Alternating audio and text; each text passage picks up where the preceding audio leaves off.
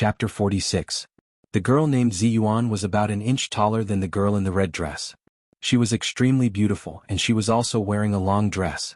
However, the color of the dress was dark purple, and the corners of the skirt fluttered like a fairy, without a trace of the mortal world. The two girls stood in the long pavilion like fairies walking out of a poem or painting. As long as passers-by took a look at them, they would all stop in shock. Ziyuan's eyes were not as sharp as the girl in the red dress. Instead, they seemed to be covered with a layer of gauze as ethereal as fog. When she opened her mouth, her voice sounded very cold. "Well, Hongling, what are you looking at?" Hongling couldn't help glancing in the direction where Li Yunyang had disappeared and said, "I think I saw a cultivator just now." Ziyuan said lightly, "There are as many cultivators in the mortal world as there are hairs on an ox. It's not unusual to meet one or two outer disciples here." Hongling shook her head. "He doesn't look like an outer disciple but more like an authentic inner disciple. I saw him looking at me from 50 or 60 meters away. His eyes were so sharp that I couldn't look him in the eye." Ziyuan's calm face was slightly moved. "Oh? Although you are impetuous and active, your master has trained you well since you were a child, and your cultivation is not bad. How could there be such a great person in Tianan City?" Hongling said angrily, "Sister Ziyuan, why don't you forget to hit me?" Ziyuan looked at Hongling, and a doting smile appeared at the corner of her mouth. "I'm going back to the sect soon. You can continue to cultivate in the mortal world. However, with your temper and personality, I'm very worried." Hongling said coquettishly, "Sister Ziyuan, I'm not young anymore. I can take charge of things on my own." Ziyuan smiled slightly and stopped talking. She just looked into the distance. The two fairy-like girls stood in the long pavilion for a while. Hongling suddenly said, "Sister Ziyuan, let me give you a ride." Ziyuan said, "No, I'll leave now. You have to remember not to disturb the people in the secular world at will. This is the commandment of us cultivators. You can't violate it." Hongling said impatiently, "You've said it 1,000 times." Ziyuan shook her head secretly, and a thoughtful look appeared on her face. Hongling had been afraid of her Shiji since she was a child. Seeing that she didn't speak, she tentatively asked, "Sister Ziyuan, what are you thinking about?" Ziyuan said lightly, "Nothing. I'm just thinking about the whereabouts of Jindan." Hongling winked at her. "Are you still thinking about that psalm? Sister Ziyuan, have you finally fallen in love with him?" Not easy at all." Ziyuan was teased by Hongling, but her expression didn't change at all, as if she hadn't heard anything. Her gaze drifted far away and she muttered in a low voice, "Where is Jindan?" They moved into the new house on the same day. Su Chan was so excited that she ran from room to room when she saw the spacious and bright new home. One moment she was rolling around on the soft Simmons bed. The next moment she stretched half of her body out on the high balcony and yelled excitedly. She was so excited that she couldn't stop yelling. Hey, be careful, don't fall." Li Yundong saw that Su Chan was almost hanging from the railing of the balcony. He was so scared that he ran over and grabbed her by the waist. As a cultivator, how could Su Chan be afraid of this? She giggled and turned around, holding Li Yundong's arm excitedly with one hand and pointing into the distance with the other. Like a cheerful little sparrow, she chirped, Yundong, look into the distance." Li Yundong saw that the little girl was so excited that her eyebrows seemed to be flying. He smiled and tapped the tip of the little girl's nose, then looked into the distance. It was evening, the time when the golden crow was about to set and the jade rabbit was about to be born. The sky was filled with colorful clouds that were like red-hot glaze. The colors were gorgeous and varied. At first glance, Li Yundong felt that his horizons had been broadened, and his mind was refreshed. A stream of qi surged from his lower abdomen to his heart, rolling and rippling, making him eager to have a try and have the urge to stretch his neck and roar. Su Chan was an experienced cultivator. She could tell at a glance that it was because Li Yundong was looking into the distance. The great spirit of heaven and earth had touched the Jindan's qi in his chest, causing the blood qi in his body to surge and boil, thus giving him the urge to stretch his neck and roar.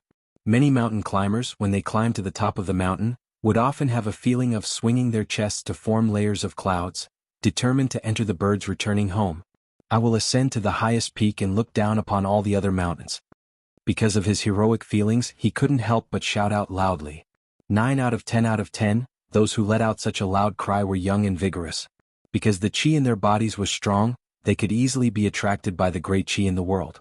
On the other hand, the old people's qi and blood were already very weak. Unless they took good care of themselves and their qi and blood were still strong, they would not be touched by this kind of qi of the world, let alone have the desire and impulse to cry out. Su-chan remembered that her master had once told her that people would have the urge to roar under 3 circumstances. The first was when one was faced with a vast and boundless scenery, such as looking at the mountains from a high vantage point, or looking at the sea from a rock in the east, one would often have the urge to roar. The great spirit between heaven and earth was the most majestic and powerful. Even the pitiful aura in the chest of a mortal who did not know how to cultivate would be triggered by the great spirit, and thus let out a heroic roar. The second was when people had accumulated emotions such as distress, boredom, depression, grievance, pain, and entanglement in their chest. In order to relieve this pain, people would let out a long roar or a long sigh to save themselves. Otherwise, such depression would entangle people for a long time and cause them to get sick. The third was when people cultivated qi refining in juji, and cultivated the qi in their body to the most majestic and vigorous, they could not help but let out a long roar. During the Jingde years of the Ming dynasty, Wang Yangming, a great scholar, was practicing qi in the military camp one night. Suddenly he succeeded in refining qi and the qi in his chest surged. He couldn't help but stretch his neck and let out a long roar. This long roar spread for several miles, and the 3 armies were shocked, thinking that an immortal had descended in the military camp. At this time, Li Yundong was not only a mortal who had the blood in his chest seduced by heaven and earth, but also half a cultivator who cultivated qi. The qi in his chest was surging, and he only felt that there was a bulging qi stuck in his throat like a fish bone in his throat. Li Yundong opened his mouth and was about to let out a long roar. Su-chan's eyes were sharp, and she immediately pointed at the Huagai acupoint on Li Yundong's chest. The Huagai acupoint was an important acupoint of the human body. When Su-chan pointed at it, it was as if thousands of soldiers and horses were guarding the pass of a fortress, forcibly suppressing Li Yundong's urge to roar. Su-chan thought to herself, that was close. If Li Yundong had shouted, if there were cultivators nearby, they would have immediately heard the sound. At that time, not only would there be big trouble, but I'm afraid I would also be killed. There were many cultivators cultivating in the secular world, but most of them hid very well. Sometimes, even if 2 families lived next to each other, they might not be able to see that the other was a cultivator. Su-chan was from the Fox Zen school and was proficient in the art of hiding. She could hide the demon qi all over her body, so she dared to follow Li Yundong everywhere. But Li Yundong didn't know that if he shouted and was heard by cultivators, they would definitely come over to watch out of curiosity. But if they looked, they would definitely feel the majestic and powerful Jindan qi in Li Yundong's body. It could be said that Li Yundong had not yet started cultivating. He could rely on the power of Jindan to beat ordinary people, but if he fought against cultivators he wouldn't even be able to beat one of their fingers. At this time, Li Yundong was like a child walking in the downtown with a golden bowl in his hand. It would be strange if the Jindan qi in his body was not coveted. Li Yundong's qi was forcefully suppressed, and his chest suddenly felt uncomfortable. However, he didn't know the trick, so he thought that he had been busy all day and was so tired that he felt flustered. He rubbed his chest and frowned. Su-chan saw the opportunity and immediately said, "Shall I give you a massage?" Li Yundong smiled and said, "You've been busy all day. You must be tired, right? Forget it." Su-chan thought for a moment and thought, at this time the yang qi is gradually dissipating and the yin qi is beginning to grow. If I let him practice qi at this time, the effect will not be very good. It's better to wait until after midnight. Su-chan didn't insist. She rolled her eyes and said, "Then what can I do for you? Cook rice and boil water?" Li Yundong shivered and hurriedly said, "My little lady, forget it, I'll do it myself. What do you want to eat? I'll make it for you." "But that's so embarrassing," Su-chan said bashfully. "You're the one who does everything." "You're doing nothing," Li Yundong said with a straight face. "You're doing me a favor." Su-chan pouted. "You're so annoying." Then she rushed into the bedroom. Li Yundong laughed and went to the kitchen. He rolled up his sleeves and prepared to cook a delicious meal with the ingredients he had bought at the supermarket downstairs. When it was past 6 p.m., Li Yundong was done cooking 3 dishes and a soup. The 2 of them sat in the bright, spacious dining room. They looked at each other and smiled warmly at the same time. Li Yundong looked at the beautiful girl in front of him, and then at the spacious and stylish new home. An indescribable feeling of joy and happiness welled up in his heart. This must be the feeling of home, right? Li Yundong sighed. "It's too bad this house isn't mine. I'm going to buy a house like this when I'm rich." Su-chan nodded vigorously. "You'll only get better and better in the future. A house is nothing." Li Yundong didn't know that Su Chan was referring to his cultivation. He thought she was referring to his ability to make money. He laughed and pushed a dish in front of him towards Su Chan. This was Li Yundong's favorite dish, beer duck. Not only was it delicious but it also looked great. Su Chan couldn't help but drool at the sight of it. However, she was too embarrassed to eat it alone, so she just picked up a piece of duck meat and put it in her bowl. "Don't be shy," Li Yundong said. Su Chan picked up another piece of duck meat, blushing shyly. Li Yundong was puzzled by her delicate appearance. Didn't this girl used to wolf down her food? Why is she acting like a pretty girl from a humble family today? I'm not used to it. Are you serious? Li Yundong tried to persuade her again. Are you afraid of getting fat? Take more. Don't tell me my cooking doesn't taste good. Don't. Before he could finish, Su Chan pushed the bowl with the 2 pieces of beer duck meat in front of him, then pulled the large plate of beer duck meat in front of her. I'm sorry, Su Chan said shyly. Thank you. *CK. Li Yundong's face twitched. Flustered and exasperated, he tried to snatch the beer duck meat in front of Su Chan. You really did it. Hand it over now, you stupid girl, and I'll spare your life.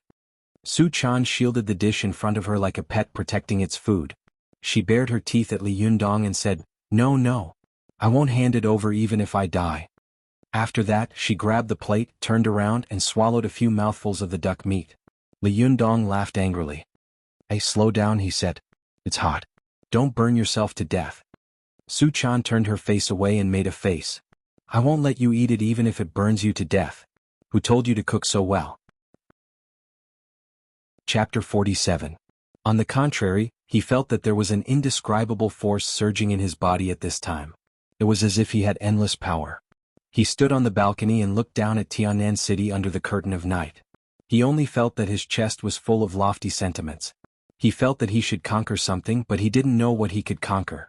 Li Yundong was like an ignorant newborn in the face of this vast and complicated world. He didn't know what earth-shattering achievements he would achieve in the future, nor did he know that he was like a sleepy, rhythmically moving silkworm in a cocoon, silently waiting for the moment when he could break out of it. Su Chan. Li Yundong looked at the bustling night view of the city and suddenly sighed. What do you think I can do in the future? Su Chan sat with her legs crossed and leaned her head on Li Yundong's shoulder, watching the stars with him. In the future? You can do anything. Anyway, you'll be great in the future. Li Yundong smiled. How do you know? When I was kicked out by the landlord that day, I swore to myself that I would make a name for myself in the future and show those snobs who looked down on me. But now that I've calmed down, I realize that I don't know anything after so many years of studying. This university is really a tragedy among tragedies. Su Chan raised her head and blinked at Li Yundong. She thought to herself, now you have great power with every move you make. You haven't practiced for a day, but the Jinchi in your body has already surpassed most cultivators in the secular world. He had such a precious treasure on him, yet he was worried about his future survival. What a joke. Is there anything more amazing in this world than cultivation to surpass mortals and become an immortal? Li Yundong saw that Su Chan didn't speak, so he didn't force her. He smiled and said to Su Chan, I'm just complaining. Don't think too much about it. Even if it's for you, I'll work hard. Hearing this, Su Chan felt warm in her heart. She smiled at Li Yundong. She looked at the time, stood up, walked behind Li Yundong and said to him, Yundong, let me give you a massage. By this time, Li Yundong could more or less guess that Su Chan was definitely not an ordinary person. Not to mention anything else, just her amazing massage skills had already made her different from ordinary people. Moreover, ever since Su Chan had appeared in his life, he had clearly felt that his life and body had changed. However, he didn't reject this change. On the contrary, he enjoyed it very much, so he didn't want to delve into the reason behind it. He would do whatever Su Chan asked him to do, because he firmly believed that Su Chan wouldn't harm him. The girl had Li Yundong sit cross-legged on the bed, facing the balcony on the east side. Then she pulled open all the windows and curtains in the room except for the front door. Hey Su Chan, Li Yundong said. Let me ask you something. Why do I have to sit cross-legged every time you give me a massage?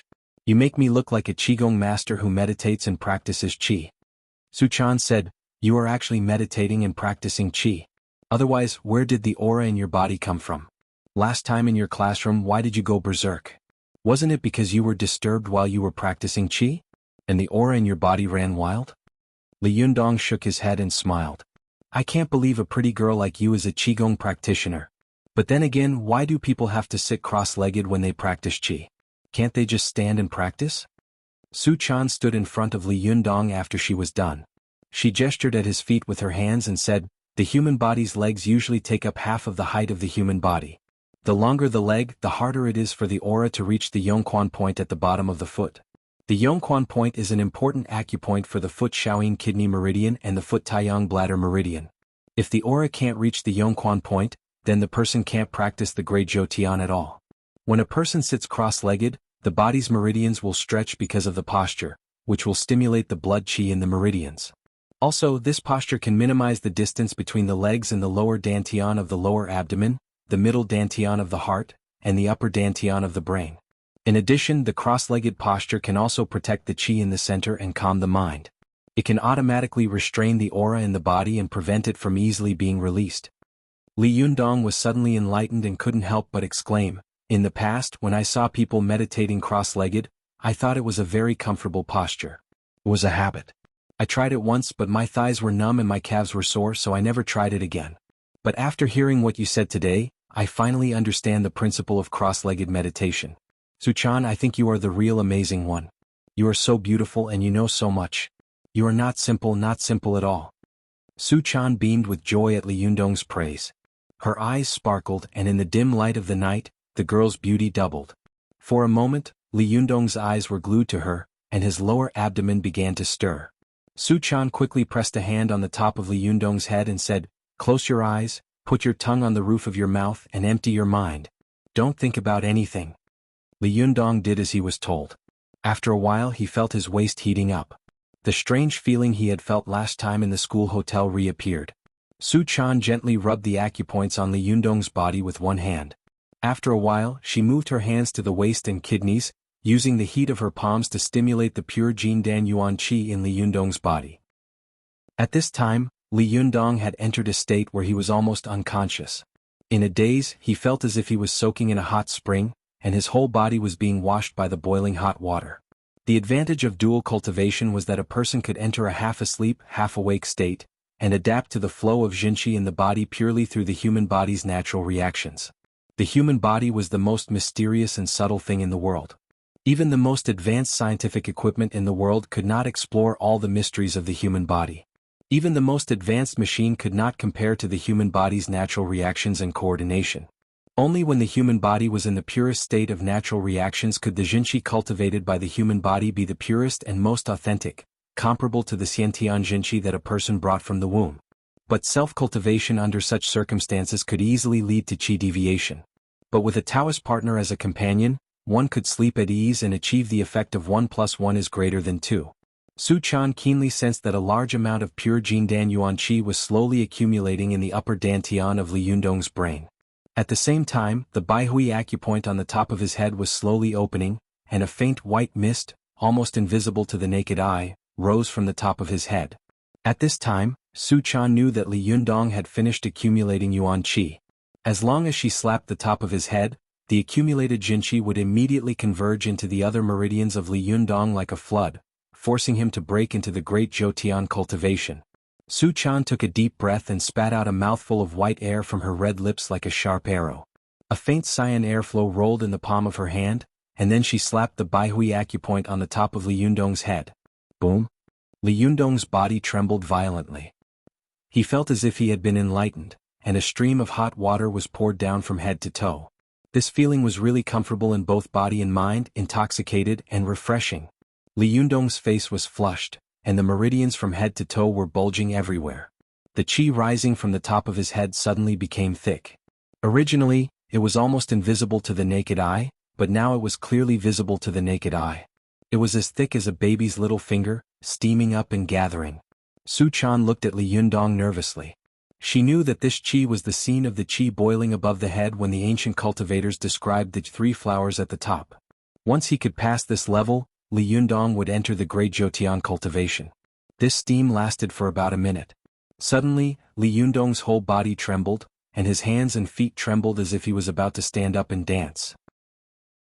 Su Chan thought to herself, this is the Jindan Jinqi attacking Li Yundong's 12 meridians after opening up the other 6 extra meridians, except the Ren meridian and the governing meridian. I don't know if it will succeed tonight. She was worried when she suddenly saw Li Yundong jump up, raise his head and roar. It was so fast that even she couldn't stop it. This long roar was clear and loud. It spread far away like rolling thunder, and also like the roar of a tiger in the deep mountains. Hong Ling, who also lived in Hongxing Garden, suddenly woke up from her meditation. She opened her eyes in surprise, sneered secretly, and guessed disdainfully, which cultivator has succeeded in qi training and made such a whistling sound? Is he afraid that the world won't know? What is he showing off? But after a while, Hong Ling was surprised to find that the long roar did not weaken. Instead, it became louder and louder like a surging torrent with twists and turns. Every turn could make the waves rush to a higher peak. Where did this disciple of a famous sect come from?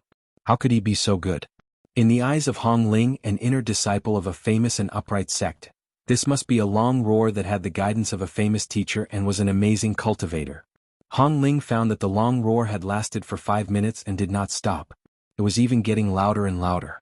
She couldn't help but change her face. She quickly walked to the balcony and looked in the direction of the sound.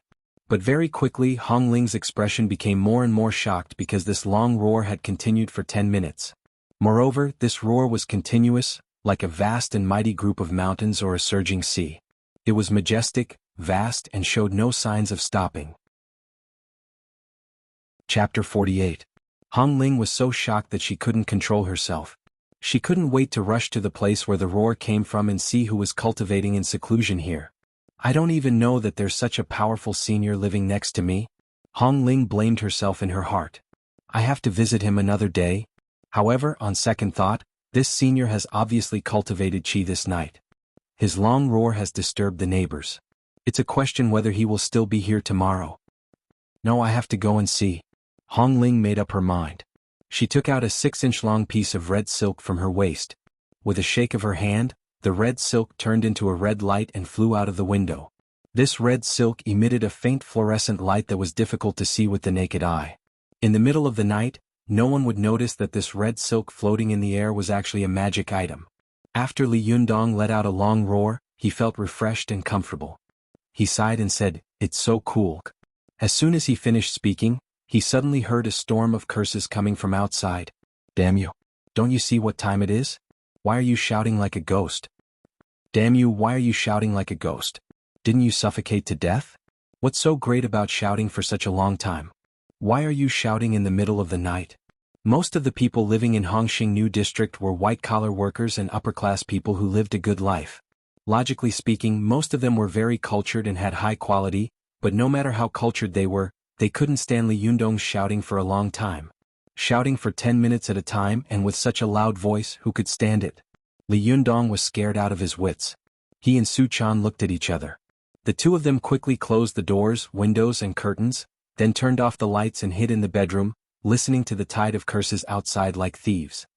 Ah! Su Chan suddenly laughed. She felt that it was really fun to be with Li Yundong. In the cultivation world, if anyone could emit such a powerful aura, they would immediately be looked up to and respected. But in the secular world, Li Yundong's voice had actually attracted an overwhelming amount of curses. Seeing Su Chan's laughter, Li Yundong smiled bitterly and said, "These guys have been cursing longer than I have." Amidst the curses, Hong Ling's magical item floated to a position less than 5 meters away from Li Yundong's balcony. According to Hong Ling's judgment, the long howl should have come from there. However, Hong Ling was unable to determine which household it came from. Logically speaking, when a normal cultivator practiced qi, they should open the windows for ventilation. However, after Hong Ling drove the artifact around a few times, she found that all the houses nearby had their doors and windows tightly shut. She couldn't see any clues at all. Could it be that this senior doesn't want to be disturbed? Hong Ling was a little disappointed. She drove the magic tool around a few rounds unwillingly before finally floating back. She was originally very resentful in her heart, but standing on the balcony and listening to all kinds of curses, she couldn't help but burst into laughter. She shook her head secretly and thought, the people in the secular world really have eyes but can't see the golden inlaid jade. It's incredible that such a shocking long howl could be cursed like this. However, which sect does a senior with such a cultivation base belong to? Hong Ling held her chin and fell into deep thought. Li Yundong and Su Chan stayed in the room for a full 20 minutes. When all the sounds were gone, they dared to open the bedroom door and carefully poked their heads out. Finally it stopped. Oh my god. Li Yundong wiped the cold sweat off his forehead. These people are really good at cursing. They've been cursing for 20 minutes in a row, and there's no repetition. It's awesome. Su Chan laughed and said, "Who told you to shout so loudly and for so long?" Li Yundong couldn't help but say embarrassedly, "I couldn't control myself." Speaking of this, he suddenly thought of something and asked Su Chan, "What kind of massage technique is this? Why did I have such a big reaction after the massage? You make me look like Ultraman." Li Yundong couldn't help but be a little shocked when he thought that he had actually shouted for so long in one breath. Su Chan thought to herself, "What is this? Renyuan Jindan is called the elixir of life. How can it be undeserved? When you succeed in the Zhuji phase you will be even more powerful. But with your current situation, you have finally succeeded in entering the Great Zhou Tian." Su Chan pulled Li Yundong into the living room and said excitedly, "Try punching me now." Li Yundong was very surprised and said, "Here? Now?" Su Chan nodded vigorously. "Yes." Li Yundong said, "Well, where do you want to punch?" Su Chan said, "Anywhere is fine." Li Yundong nodded, but this time he was careful. He stayed away from all kinds of appliances and furniture, and punched the empty space on the balcony. As soon as he swung his fist, a majestic qi gushed out of his fist, and the wind in the room whistled loudly. The glass on the balcony, which was a few meters away, broke with a bang and fell to the ground with a crash. A few pieces of glass also fell downstairs, causing a sudden burst of shouting and cursing. Li Yundong was shocked and couldn't help but look at his fist. How is this possible? What is going on? Su Chan was so happy that her eyes turned into crescent moons. She thought to herself, "This is great. He has also completed the Great Zhou Tian. Renyuan Jindan is really powerful. Li Yundong is really making rapid progress. If other cultivators find out about this, won't they die of envy?" Now, Li Yundong had completed the cultivation of channel expansion, qi condensation, and free movement. He had entered the advanced realm of the second qi refining. Next, Li Yundong only needed to complete the 3 subjects of introspection, visualization, and lotus throne. Then he could break through the second qi refining and enter the third qi refining realm. And as long as Li Yundong completed the spirit concentration realm, he would face the most important hurdle for cultivators, the Zhuji phase. As long as Li Yundong succeeded in the Zhuji phase, he would be a cultivator who had entered the next level. Su Chan's thoughts were a little far-fetched. When Li Yundong succeeded in the Zhuji phase, she would probably be able to tell him about her life, right? At that time, she could also go on a trip with him to various famous mountains and rivers to cultivate, and become a pair of immortal Taoist companions who would be the envy of others. Su Chan's thoughts were a little far-fetched. The corners of her eyes were soft, and her heart was surging, her thoughts lingering. She couldn't help but feel a little weak when she thought about it. She softly fell into Li Yundong's arms. Li Yundong's mind was full of questions, but when he saw Su Chan falling toward him, he subconsciously reached out to catch her. Girls were light to begin with, and when they became emotional, they became even more soft, as if they had no bones. Under Su Chan's guidance, Li Yundong successfully broke through the Zhuji phase and entered the advanced realm of qi refining. At that moment, the yang qi in his body was boiling and surging, full and vigorous. Su Chan had a body of extreme yin, and as soon as it came into contact with Li Yundong's vigorous yang qi, her eyes became even more seductive, and she let out a moan.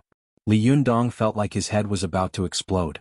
The beauty in his arms was like a whirlpool of an abyss, pulling him in. He unconsciously lowered his head and pecked the girl's small cherry-like mouth as if it was jelly. Su Chan giggled and twisted her body. She stuck out her lilac tongue and licked his lips. Then she quickly retracted her head and giggled as if she had just pulled off a terrible prank. Su Chan chuckled and twisted her body, twisting her body and twisting her body. The little fox was like a dancing flame, causing Li Yundong's body to surge with desire. He chuckled and bent down to pursue her. The two of them tangled with each other for a while. Su Chan panted and put her hands on Li Yundong's chest. "No, no, no," she whispered. Li Yundong felt like his body was on fire. He smiled bitterly and said, "No way. I'm about to burn up. Don't you know that?" Su Chan chuckled. Her seductive demeanor made Li Yundong want nothing more than to have sex with her. She saw that Li Yundong's eyes were gradually losing his sanity and becoming more and more animalistic. She immediately said nervously, "Yundong, you can't. You really can't." Her appearance made Li Yundong feel like a bucket of cold water had been poured over him. He sat up straight and said, "Fine." Su Chan saw that he was unhappy, so she hugged him and kissed him. Then she rubbed his shoulders and back. At least not now, she said. Li Yundong could see that there was a hidden meaning in Su Chan's words. He was secretly happy, but he pretended to be unhappy. When can I do it? Su Chan looked shy. She twisted her waist and ran into her bedroom. Before she closed the door, she turned her head and smiled. I'm not telling you. You can guess for yourself. Li Yundong's heart skipped a beat. He felt that this girl was simply a seductress who specialized in subduing all men in the world. From head to toe, there was not a single part of her that was not charming. Even a look from her could make people burn. This is probably a beautiful and happy cohabitation, right? Li Yundong thought of some soap operas he had watched and couldn't help but sigh. He felt proud and satisfied. From then on, the prince and the princess began living together shamelessly. Li Yundong whispered with a smile. He walked to the balcony and looked at the broken glass. He couldn't help but smile bitterly. Well, I just moved in and now I'm breaking it again. I have to find someone to fix it tomorrow. However, when can I push down this greedy little beauty? Li Yundong fell on the bed and sighed. He felt that he was really useless. All he wanted to do was sleep with the little girl. But Su Chan was also rolling on the bed with the pillow in her arms. She was not thinking about the things that happened in Mount Wu. She was thinking about the beautiful days when she and Li Yundong would become an immortal couple, travel around the world, and visit all the famous places. Thinking about the beautiful things, the girl couldn't help but giggle, hugging the pillow, her eyes full of longing for a beautiful future. The two of them tossed and turned in their own rooms that night, unable to sleep. They didn't fall asleep until late at night. The next day, Li Yundong was woken up by the ringing of his cell phone. He grabbed the phone in a daze and said impatiently, "Hello? I'm sleeping now. If there's something to report, if there's nothing to report, the court is dismissed." Chapter 49. Don't think I wanted to call you, Sun Li snapped. If it weren't for the fact that the city leaders are coming for an inspection today, I wouldn't even be talking to you. Li Yundong yawned. The city leaders? Do they have nothing better to do? What the hell are they doing at our school? The exchange day is in 2 days, Sun Li said. The city leaders will be here for an inspection. Hurry up and come. They're going to take attendance in class, and if you don't show up, all your science credits will be deducted. If you're not afraid, then don't come. Holy shit. That's harsh. Li Yundong shot up from his bed. I'll be right there.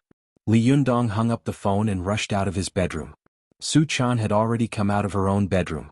She was rubbing her sleepy eyes. What's wrong? Time to go to school? Take me with you. Take me with you.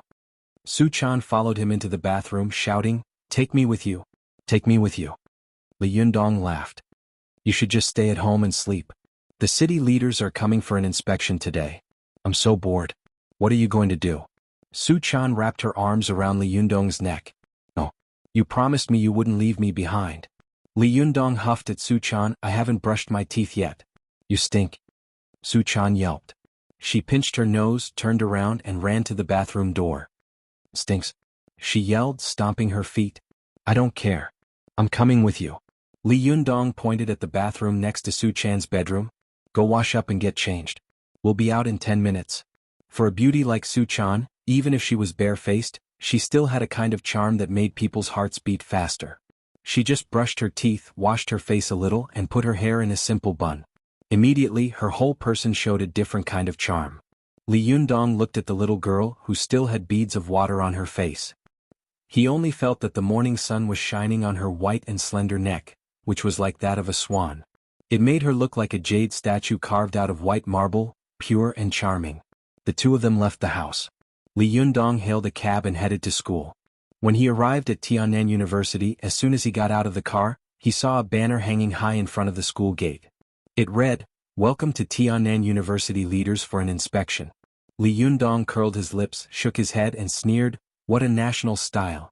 After paying the taxi fare, Li Yundong rushed to the classroom with Su Chan. As soon as they arrived at the teaching building, Li Yundong found that there were a lot of people gathered there.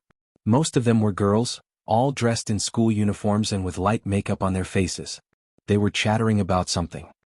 "You're here?" Sun Li said in a hushed voice as soon as she saw Li Yundong. Li Yundong pointed at the crowd. "What's going on?" A look of displeasure appeared on Sun Li's face. "Don't even mention it." I don't know which idiot came up with the idea to have our students dress up as hostesses and greet the leaders. Li Yundong laughed and said, "You're really talented." Sun Li rolled her eyes. "How dare you gloat over my misfortune? Beware of retribution." Li Yundong smirked. "There's no way they're going to make me a hostess anyway." Sun Li shook her head. "Oh, I admit defeat. You really don't care what happens to you. I'm going to get back to work. Don't cause any more trouble today. If anything goes wrong, even God won't be able to save you." Li Yundong sighed. "It's not that I want to cause trouble, it's just that a man like me always causes trouble wherever he goes." Sun Li burst into laughter. "You're so shameless." As soon as Sun Li left, Feng Na showed up. She spotted Li Yundong and ran over to him with a surprised expression. "You're here too? I've been looking for you for a long time." Li Yundong smiled. "What can I do for you?" The round-faced beauty sighed. "Well, I'm here to see Zhao Yujin." Li Yundong froze for a moment. Then he remembered that he had injured Zhao Yujin. He sighed inwardly. "How could I have forgotten about this guy?" "See him?" Li Yundong asked. "Yeah," Feng Na said. "No matter what, he was the one who started all this, but you did injure him, didn't you? Why don't you go and see him? We can pool some money together and let this go. What do you think?" Li Yundong thought for a moment, then agreed. "Okay. How much do I have to pay?" Feng Na was pleasantly surprised. "You agree?" Li Yundong laughed. "Why wouldn't I agree? Do I look like an unreasonable person to you? Zhao Yujin provoked me first. That's an objective fact. I hurt him. That's also an objective fact. Everyone has to pay for the objective facts they make, right?" Feng Na looked at Li Yundong with admiration. She couldn't help but think even more highly of this extraordinary man. "I underestimated you," she said with a smile. "I've prepared a lot of excuses to convince you." Li Yundong waved his hand. "When do we go? How much do I have to pay?" "Now if it's possible," Feng Na said. "How much do you have to pay?" "That's up to you, isn't it? You're the mastermind." As she spoke, Feng Na winked at Li Yundong and laughed gloatingly. Li Yundong smiled bitterly and touched the bank card in his pocket. He sighed to himself. "Ugh, I'm going to lose money again. Money really isn't money these days." "By the way," Li Yundong said to Feng Na, "didn't the city leaders say they were coming for an inspection later? I can't believe you didn't get hired to be a greeter." Feng Na put a finger to her lips. "Should keep your voice down. I just dodged them. I don't know which idiot made that decision." "What an idiot. I heard that the day after tomorrow, they want us to line up to welcome the American students. They even want us girls to wear miniskirts and meet them at the airport." Li Yundong looked surprised. "No way. That's too much, right? It's like the President of the United States is visiting. Is it really necessary?" Feng Na had a look of disgust on her face. "That's right. It was supposed to be a good thing, but why do I smell a whiff of foreign worship and servility?" Li Yundong chuckled. He was about to say something when he heard a voice from the side. "Hey, what are you two girls doing here? Why don't you change into your uniforms? We're still missing 2 people." The 2 of them turned around and saw a middle-aged teacher shouting at them. "Come on," Li Yundong said with a sigh. "Don't go anywhere. It's all your fault," Feng Na grumbled. "Look at you now. You really got hired, didn't you?" The middle-aged teacher walked up to Li Yundong and saw Su Chan standing next to him. His eyes widened and he nearly drooled. "How could there be such a beautiful girl in our school?" he thought to himself. "Why didn't I know about this?" Feng Na cleared her throat. "Mr. Lu," Feng Na said. "We still have something else to discuss," Feng Na said, coughing dryly. "Mr. Lu, we still have other things to discuss." Teacher Lu came back to his senses and coughed dryly with a straight face. "If you have something to do, you can go ahead. However, this girl should stay and be a greeter. We are in need of someone to present flowers to our leaders and foreign friends. This girl meets all the requirements." "That's not necessary, Mr. Lu," Li Yundong said bluntly. "She's not a student of our school. She's my girlfriend." Mr. Lu froze for a moment, then looked disappointed and angry. "Not a student of our school? Then why did she come in?" Li Yundong couldn't stand the teacher's sanctimonious hypocrisy. He sneered. "Since when did Tiannan University become a closed university? Outsiders aren't allowed to enter or leave." Mr. Lu's embarrassment turned into anger. "How can you talk to a teacher like that? What's your name? Which faculty are you from?" Li Yundong sneered. "Li Yundong, a sophomore in the Chinese Language and Literature department." "What? You want to fire me? You're not the first teacher to do that." Mr. Lu was so angry that he almost jumped up. Fine. Fine. Li Yundong sneered. Fine. Fine. If there's nothing else, I'm leaving. Li Yundong waved at Feng Na. Hey, are you coming or not? Feng Na's eyes widened in shock. She had never imagined that Li Yundong would be so angry. He actually got into a fight with his teacher just like that. How dare you? Feng Na said. She turned around to look at Mr. Liu, who was still cursing and swearing at Mr. Liu. How dare you go against a teacher? You're so strong. You're my idol. Li Yundong sneered. Look at the way he looked at Su Chan just now. I'm already being nice by not beating him until he can't even take care of himself. How dare he call himself a model teacher? Su Chan didn't stay idle either. She fanned the flames. Do you want me to go kick his balls? Li Yundong and Feng Na felt a chill run down their spines. Calm down. Li Yundong said hurriedly. Su Chan grabbed Li Yundong's hand. I'll stand up for you. Li Yundong smiled wryly. You might be standing up for me, but I'm going to have to pay for it. He pinched Su Chan's nose. Feng Na looked at Su Chan, then at Li Yundong. She didn't know why, but she suddenly lost interest. You guys are so close, she said sourly. Li Yundong smiled modestly. Just SOSO. I'm number 3 in the world. Nana. As the two of them were walking, they suddenly heard a voice. Feng Na turned her head and saw that it was her best friend, Ching Cheng. Ching Cheng. You snuck out too? Feng Na was pleasantly surprised. She grabbed Ching Cheng's hand and cheered. Ching Cheng patted her ample chest and sighed. How could I not? Those idiots actually told us to shout welcome words. What welcome warm welcome. Li Yundong and Feng Na burst into laughter at the same time. Li Yundong laughed so hard that tears welled up in his eyes. He gave Ching Cheng a thumbs up. Who came up with that welcome speech? It's so King talented. It's a combination of Chinese and Western. Feng Na convulsed with laughter. Then should we shout good study, day up? Study hard and make progress every day? Chapter 50. We're going to see Zhao Yujian, Feng Na said. You want to come? Ching Ching smiled. Yeah, anywhere is fine as long as we don't stay at school. Feng Na grabbed Ching Cheng's arm. Okay. Let's go together. Li Yundong smiled. Then let's go together. Yundong, what were you guys laughing at just now? Su Chan tugged at Li Yundong's sleeve in confusion. What were you guys laughing at just now? You didn't understand? Li Yundong asked. Su Chan shook her head. You don't understand English? Li Yundong asked. Su Chan nodded. No. Feng Na, who was walking in front of Li Yundong, couldn't help but feel a sense of superiority. She turned around and smiled. Don't tell me you don't understand basic English?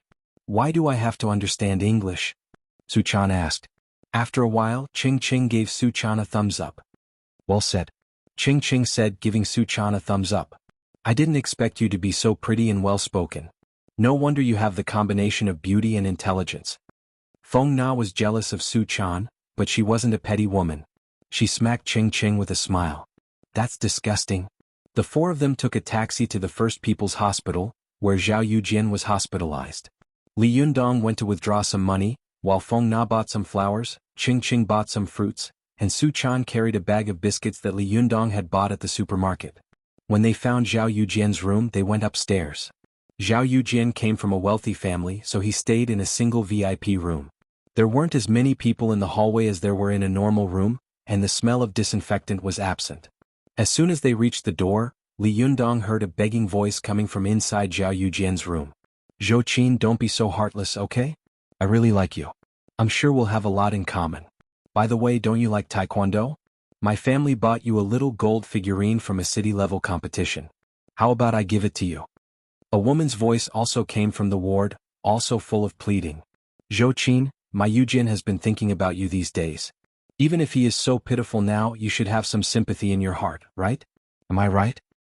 Before the woman could finish her words, another girl interrupted her. Li Yundong was very familiar with this voice. It was Ding Nan. Andy, do you think that love can be given out of charity? Can you give alms to love by being pitiful? Wouldn't beggars be the happiest people in this world? Ding Nan's words were as sharp and unkind as ever. Li Yundong, who was outside the door, couldn't help but grimace when he heard it. Zhao Yujian's mother was obviously irritated by Ding Nan's words, but she was obviously afraid of something. She didn't dare to say anything. Instead, she lowered her voice and said, Zhou Qin, that's not what I meant. I meant. Ding Nan interrupted her rudely and said, then what do you mean? Do you want Zhou Qin to pretend to be Zhao Yujian's girlfriend and take care of him while he's bedridden? Come on, how old are you? Why are you still so childish? Feng Na and Qing Qing, who were outside the door, couldn't bear to listen to Ding Nan's words any longer. Their faces were filled with indignation. Sooner or later, this woman will get herself into big trouble because of her sharp words. Feng Na said in a low voice, frowning. Qing Qing nodded in agreement. I heard that Ding Nan was a very rude girl, but I didn't expect her words to be so harsh. That's too much. Forget it, Ding Nan, Zhou Qin said. That's enough. Auntie Zhao Yujin needs more rest. We'll be leaving now. After that, Zhou Qin walked out of the ward without a trace of hesitation. As soon as she reached the door, she was surprised to see Feng Na and the others standing there. Zhou Qin frowned slightly, clearly unhappy that they had overheard what she had just said. But when Zhou Qin's eyes fell on Li Yundong, her eyes suddenly lit up, and the frown on her face loosened slightly. Ding Nan followed Zhou Qin out of the ward. Her eyes lit up as soon as she saw Li Yundong. Just as she was about to reveal a look of pleasant surprise on her face, however, her expression turned cold the moment her eyes fell on Feng Na and Su Chanyo eavesdropping. Feng Na was no pushover either. Even though the smile on her face was polite, there was a hidden meaning in her words. Well, that depends on what good news you have for us to listen in on. Ding Nan had never lost a verbal argument before. Her expression changed and she was about to say something, but Zhou Qin stopped her. Nan, let's go. Don't disturb Li Yundong and the others from visiting the patient. After that, Zhou Qin left with Ding Nan. Qing Qing stared at the backs of the two people and shook her head. Those two are so strange. The more I look at them, the stranger they seem. One is cold and deep like an abyss, and the other is as sharp as a knife. Li Yundong smiled. Forget about them. Let's go in. As soon as they entered the ward, Li Yundong saw Zhao Yujin's mother feeding him porridge. Yujin, don't bother with a woman like that, Li Yundong said. You still have your mother. I'll find you someone better than her, 100 times better. Wasn't it because he had a powerful father? What's the big deal? Don't care about her. Her voice was like that of a mother who had just given birth to her child. Just by listening to her voice, Li Yundong could tell that this mother spoiled her son to the extreme. Zhao Yujin turned his head away impatiently. I'm not eating. I just want Zhou Qin. I like her. Get out of my face. I don't want you to care about me. Zhao Yujin's mother didn't get angry. Instead, she put down the bowl and caressed Zhao Yujin's chest. Okay. Don't say anything. Where are you feeling unwell? Do you want me to rub it for you? Feng Na and Qing Qing stood at the door and looked at each other. The way they saw it, even delicate girls like them had never been served by anyone before, let alone a grown man being served by his mother like this. For a moment, the people at the door looked very awkward. No one said a word. Zhao Yujin's mother noticed them and walked up to them with a smile. You're here to see Yujin, aren't you? Welcome. Thank you for the trouble. She took the fruits and flower baskets from Feng Na and Qing Qing's hands, then turned to Su Chan. Put the things on the cabinet over there, Su Chan said. As soon as she finished speaking, Zhao Yujin pointed a finger at Li Yundong. What the hell are you doing here? Are you here to mock me? Haven't you made me look like this enough? Zhao Yujin's mother froze for a second, but she quickly regained her composure and pointed at Li Yundong. You did this to my Yujin? How dare you come here again, you little bastard? I'm going to beat you to death. Li Yundong frowned and used his arm to block the woman who was lunging at him. Now that he had reached the level of qi refinement, his strength was far beyond that of an ordinary person. Even though he didn't use much strength in his block, the Jindan Yuan qi in his body naturally repelled Zhao Yujin's mother. Zhao Yujin's mother fell to the ground and started crying. Murder. This little bastard hurt my son. And now he's going to kill me. Li Yundong, Feng Na, and the others looked at each other in dismay. None of them had expected Zhao Yujin to have a mother like this. For a moment they didn't know what to do. Auntie, we're here to see Zhao Yujin, Feng Na said with a smile. Last time, Li Yundong hurt Zhao Yujin by accident. He didn't do it on purpose. Before Feng Na could finish her sentence, Zhao Yujin's mother wiped her tears and snot from her face. You shameless little b***tch. Who the hell are you to this guy? Why are you speaking up for him like that? You must be his mistress, aren't you? I've seen a lot of women like you. What do you mean by accident? You're just jealous of my Yujin, aren't you? That's why you hit him so hard, isn't it? Feng Na was stunned by the scolding. She blushed and argued, "Auntie, it's not like that." Li Yundong took Feng Na by the arm and said, "Auntie, I'm sorry about what happened to Zhao Yujin. But he was the one who provoked me first. I fought back because I didn't want to.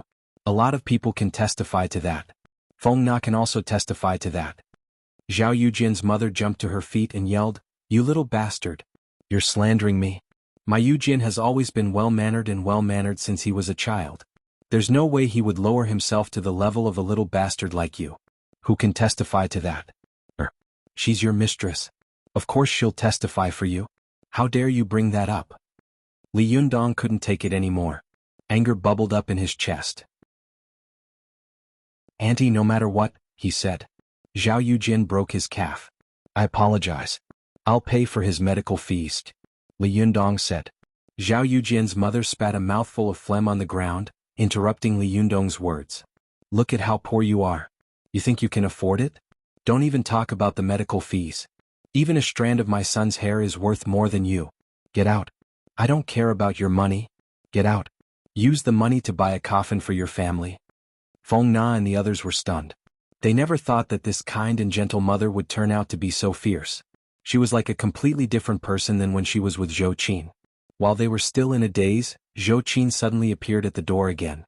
Zhao Yujin's mother, who had been cursing Zhao Yujin a moment ago, suddenly looked kind again. "Zhou Qin," she said, looking embarrassed. "Why are you back?" Zhao Yujin, who was leaning against the bed, glared at Li Yundong.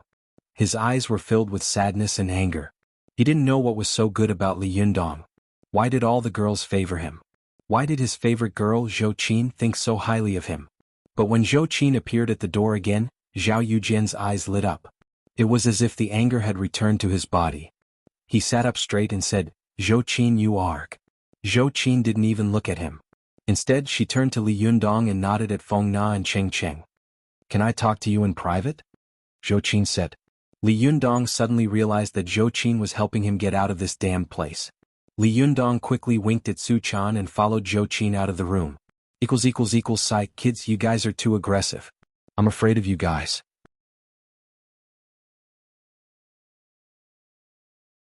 Chapter 51. Even though Cheng Cheng hadn't been scolded to her face, she was still furious. "What an ungrateful bastard," she said. "I've finally seen through this Zhao Yujin. I used to think he was an excellent boy, but now I see that he's still wet behind the ears." Cheng Cheng patted Li Yundong on the arm. "Good job. I'll teach him a lesson next time." Li Yundong smiled. "Thank you so much for today," he said to Zhou Qin.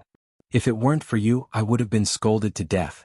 Zhou Qin couldn't help but look at Li Yundong's face curiously. She wanted to know why Li Yundong had changed so much in such a short time. She smiled and said, "Actually, I really did want to talk to you about something." Li Yundong was a little surprised by her words. "Oh? What do you want to talk to me about?" "My birthday is in 3 days. Can you come?" Zhou Qin stared at Li Yundong.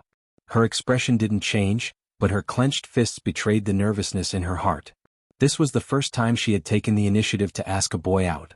Feng Na and Cheng Cheng looked at each other and exclaimed inwardly, "Are you sure? Zhou Qin took the initiative to ask a boy out to her birthday party? I heard that this girl is super arrogant. Is she in heat today? Or did she take the wrong medicine? Didn't they hear that she rejected Li Yundong's confession last time? But what shocked them even more was yet to come." Li Yundong froze for a moment. He turned to look at Su Chan and asked, "Can I bring my girlfriend?" Cheng Cheng's eyes widened at his words. Cheng Cheng secretly gave him a thumbs up.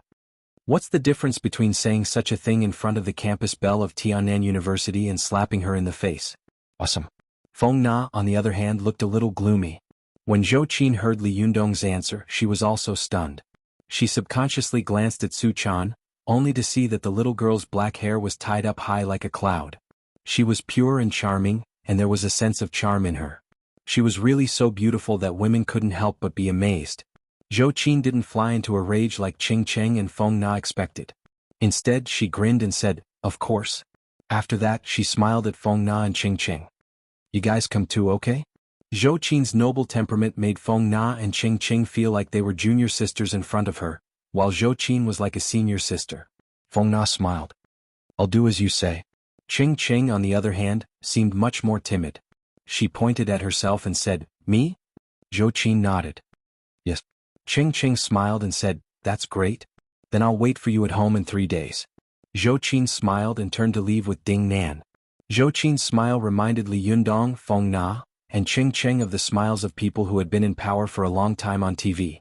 For a moment they all wondered what kind of family background this girl had. The three of them stayed in the corridor for a while, then walked out of the building while talking about Zhou Qin's family. When she got downstairs, Ching Cheng suddenly clapped her hands and thought, hey, those flowers, fruits, and supplements were all swallowed by that damned woman. Damn it, you took our things and still scolded us. What a piece of sh*t. Feng Na laughed and scolded, come on, we're here to see a patient. These things were originally meant to be given away. As long as the gifts are delivered, let her insult whoever she wants to. Those who insult others will be humiliated, right? Li Yundong smiled and said, as long as you don't feel guilty it's fine. It's her business whether others appreciate it or not, right? That's right, Feng Na praised. No wonder you're my idol. With that the two of them burst into laughter. Su Chan frowned slightly and said, Buddha said that great cultivators should not be ignorant of karma. I think this matter just happened to fall into karma. I'm afraid it won't end well. Li Yundong, Feng Na, and Ching Cheng understood every word of this sentence, but when they put it together they were confused. Feng Na and Ching Cheng stared at Su Chan with their eyes wide open, as if they couldn't understand why such a beautiful little girl would say such incomprehensible words. Li Yundong had been with Su Chan for a long time, so he had some understanding of her. He also knew about the strange experience she had with her master in the mountains, so he asked with a smile, Master, can you explain what karma means? Su Chan almost opened her mouth to say, you don't even know this? This is something that the whole cultivation world knows. Fortunately, she held back her words and explained, it means that no matter how powerful a person is, they can't escape the karma. Li Yundong suddenly understood and said, I see. For example, Zhao Yujin has a mother like this who spoils him so much, so he probably won't be any better off. That's the reason. This guy has created his current personality because of this reason, so he will get what he has today. Is that what you mean? That's what I mean, Su Chan said. Ching Cheng laughed and said to Li Yundong, I didn't know that your girlfriend was such a philosopher. Li Yundong laughed heartily. He was happier than when someone praised him. He ruffled Su Chan's hair affectionately. Don't praise her, he said. She gets carried away easily. Li Yundong's doting eyes made Feng Na feel a little depressed. She smiled and said, be careful. Don't spoil her too much. This is the cause. When she becomes a henpecked husband in the future, this will be the result. Then they all burst into laughter. What none of them knew was that Zhao Yujin was lying on his side in the hospital room. One of his hands was clutching the sheets tightly, and the other was clenched into a fist. His fingernails dug deep into his flesh, but he didn't even notice it. His eyes were filled with hatred and resentment, and his ears were deaf to his mother's loving voice. A seed of hatred was slowly sprouting in his heart. But just then an unexpected guest appeared at the door of Zhao Yujin's hospital room. Hey, isn't this Zhao Yujin? Why are you lying here? A careless voice rang out from inside Zhao Yujin's room. Zhao Yujin turned his head and saw Xie Fei looking at him with a smile. What are you doing here? Xie Fei walked in with a smile. Come on, I'm here to see a buddy of mine. Zhao Yujin's mother glanced at Xie Fei and frowned. You are? She asked. Xie Fei nodded at Zhao Yujin's mother. Auntie, I'm Zhao Yujin's classmate. Zhao Yujin's mother smiled. Okay, I'll get you a glass of water. She picked up the thermos from the bedside and realized that there was no water. She smiled at Xie Fei. I'll go get some water. Have a seat. Xie Fei smiled. Thank you, Auntie. Zhao Yujin's mother laughed. Yujin's classmate is so sensible, unlike those guys who just showed up. Damn it. She walked out of the room, cursing and swearing. Zhao Yujin's mother laughed. Xie Fei watched Zhao Yujin's mother walk out of the room. What's going on? He asked. Zhao Yujin had a good relationship with Xie Fei. He was a taekwondo practitioner himself, and he had helped Xie Fei fight a few times in private. Xie Fei had also given him a lot of benefits in return. Zhao Yujin told Xie Fei about what had happened to Li Yundong. If I don't get my revenge, I'm not a man. Zhao Yujin growled in a low voice. Xie Fei had a history with Zhao Yujin. Xie Fei laughed when he heard that. Good. You've got balls. I'll get a few of my buddies to help you beat him up. Zhao Yujin shook his head. I'll get my revenge with my own hands, he said through gritted teeth. Xie Fei looked at Zhao Yujin strangely and sighed. Forget it, bro, listen to me. You can't beat him in a one-on-one fight. This son of a bitch is too much of a pain in the ass. Unless what? Zhao Yujin said coldly. Xie Fei seemed to have thought of something. A murderous look appeared in his eyes. Unless you have a gun. A gun? Zhao Yujin's cold, gray eyes began to fill with madness. You can get your hands on a gun? I'm not that good, Xie Fei said darkly. But I know someone who can. After parting ways with Feng Na and Cheng Cheng, Li Yundong and Su Chan returned to their new home. That night, Li Yundong prepared a sumptuous dinner for Su Chan. After dinner, Li Yundong sat down in the spacious living room to meditate and practice qi. For Li Yundong, practicing qi had become his passion. It was not only because it could increase his strength, but also because he could feel an extreme sense of comfort and pleasure in the process of meditating and practicing qi.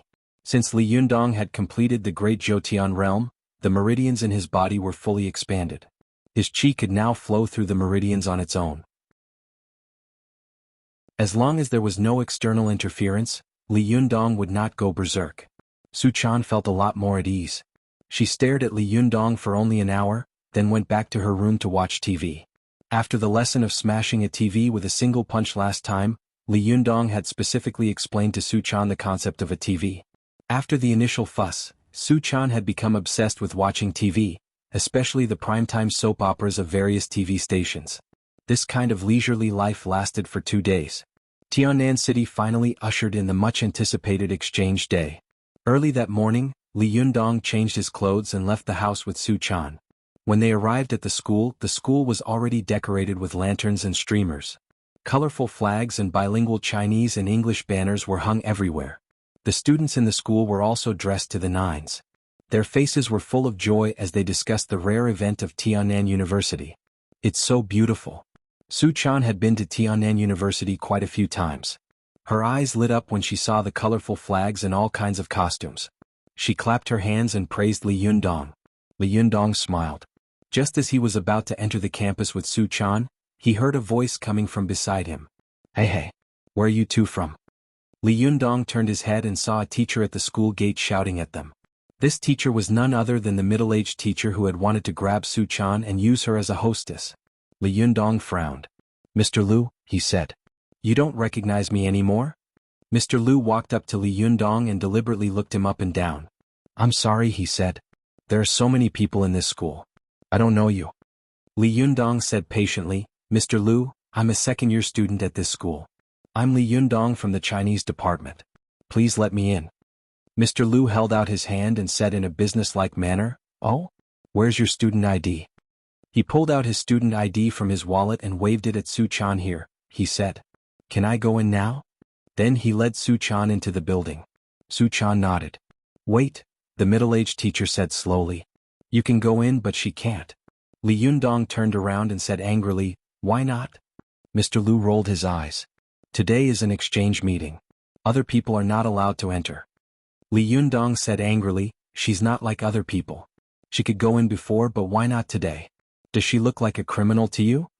Teacher Liu sneered and used his hand to dig his ear. That's hard to say. People nowadays are all pretentious. Who knows? Li Yundong was furious.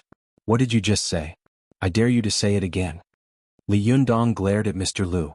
He was so scared that he took 3 steps back. Their actions attracted the attention of the students around them. The security guards at the school gate also ran over. Teacher Liu immediately gathered his courage and puffed out his chest. What, you still want to beat me up? Fine. Li Yundong was so angry that his knuckles cracked. Su Chan tugged at his hand and shook her head. Forget it. I'm not going. You go by yourself today. I'll wait for you at the gate. Just remember to pick me up. Li Yundong heard Su Chan say it calmly but his heart ached. Anger rushed to his head. Fine. If you won't let her in then I won't either. Li Yundong said through gritted teeth. Mr. Liu let out a strange laugh. Do as you please. Students like you who don't know how to respect their teachers, don't make a difference. Li Yundong laughed angrily. God has eyes. It's great to have one less teacher like you. Idiot.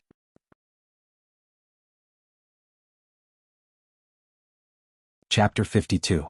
Li Yundong put his arm around Su Chan's shoulders and knocked her on the head. Idiot, this isn't your problem. It's the teachers these days who are getting more and more unethical. Su Chan felt a little better but her eyebrows were still full of gloom. But will you be fired? She asked. Li Yundong laughed. If they really want to expel me, then let them. What's so great about this third-rate university? Su Chan was still very worried. But didn't you promise to compete with someone? She asked. Isn't today the exchange day? Li Yundong sneered. Whoever wants to go can go. I'm not going to wait on them. Besides, it's not that I don't want to go, it's that they won't let me. Isn't that right? Su Chan didn't say anything. She just lowered her head and gently rubbed the ground with the tips of her feet. Li Yundong saw that Su Chan's face was full of worry, and his heart clenched. He couldn't wait to wipe away the melancholy between her eyebrows. He reached out, grabbed Su Chan's chin and lifted her face up. He deliberately put on a naughty smile. Girl, what are you unhappy about? Come on, smile for me. Then, before Su Chan could react, he pretended to be sad. You don't want to smile? Then I'll smile for you. After that, he used the index fingers of both hands to poke the dimples on his cheeks. He grinned as brightly as a 5-year-old child. Su Chan was, after all, a little girl. She immediately burst into laughter. She said coquettishly, Sir, your smile is so ugly. Li Yundong pretended to be angry. You think my smile is ugly? Why don't you show me a beautiful smile? Su Chan smiled brightly. She was so beautiful that she was really charming. Her peach blossom eyes, which were like crescent moons, mesmerized Li Yundong so much that he couldn't tell what was going on, and his heart was beating wildly. Li Yundong sighed inwardly. No wonder in ancient times, King Yu of Zhou did something so stupid as to make fun of the nobles just to win Baoxi's smile. How many men in the world can withstand the destructive power of a smile like that? Well, the girl's smile is beautiful and I'm very happy, so it's... The unhappiness in Li Yundong's heart was dispelled by the girl's sweet smile. He waved his hand and said, I'll take you out to play. At the mention of play, Su Chan was so happy that her eyes and nose couldn't be seen. She grabbed Li Yundong's arm as if she was afraid that he would abandon her and go play by himself. Where to play? Where to play? She asked. Li Yundong smiled and said, Didn't I promise to go to the amusement park last time? Let's go to the amusement park to play. Su Chan was happy and confused at the same time. Okay. But what kind of place is an amusement park? Li Yundong didn't know whether to laugh or cry. Why are you so happy when you don't even know where it is? Idiot. Su Chan pouted. Don't call me stupid. I'm not stupid. Li Yundong laughed heartily.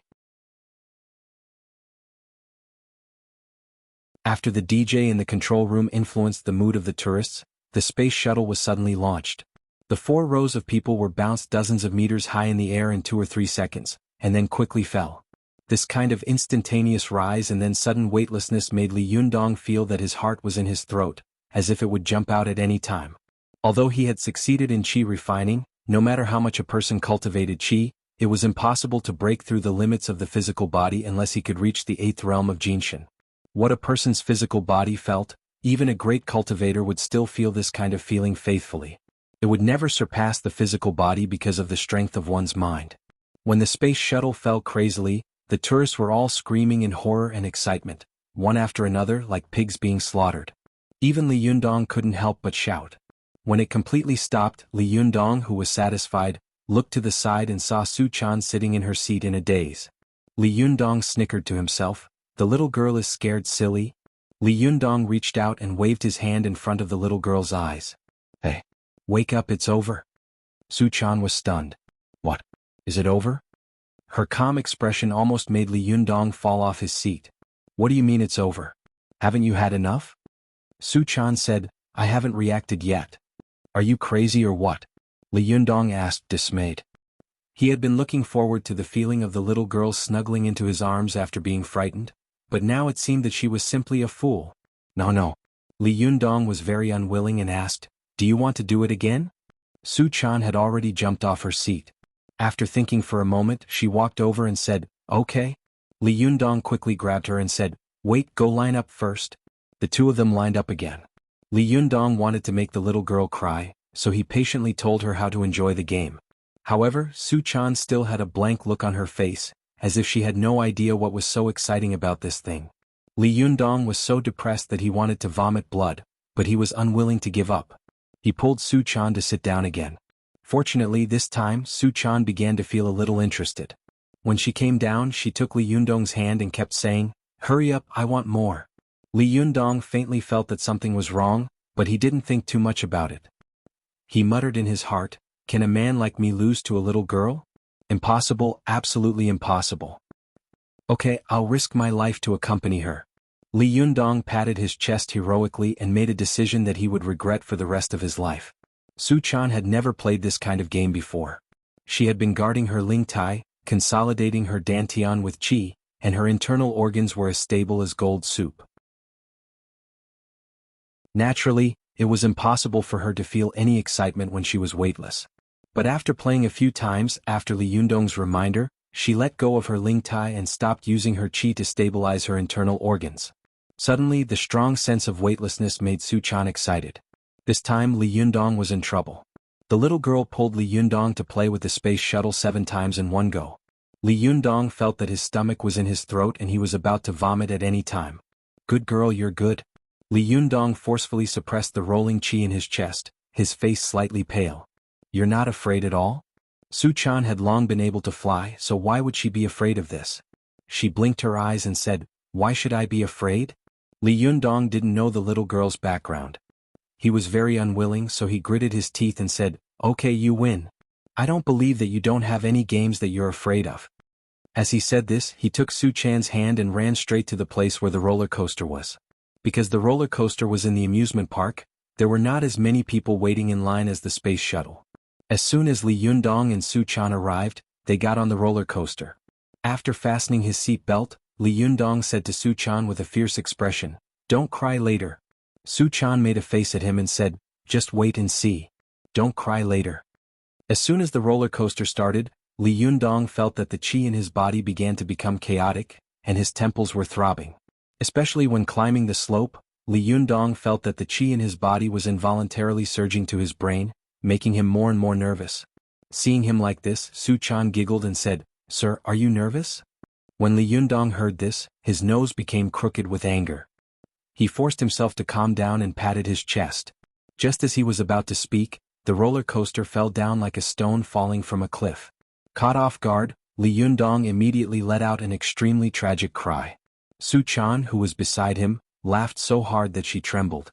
After getting off the roller coaster, Li Yundong walked a few steps with his head heavy.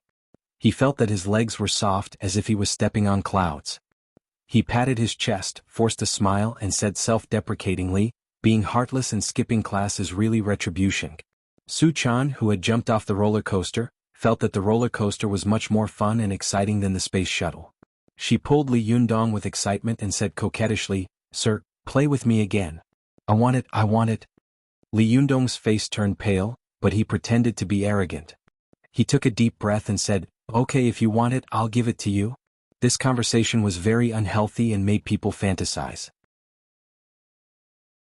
The male tourists next to them laughed in a low voice with bad intentions, and the female tourists all turned their faces away and snickered.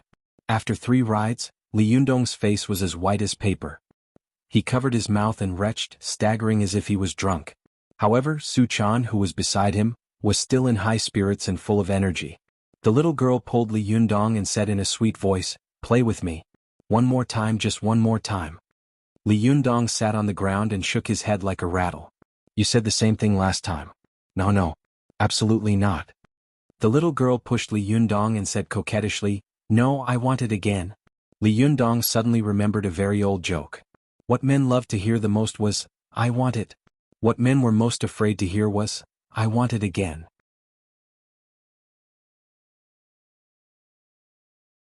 Chapter 53.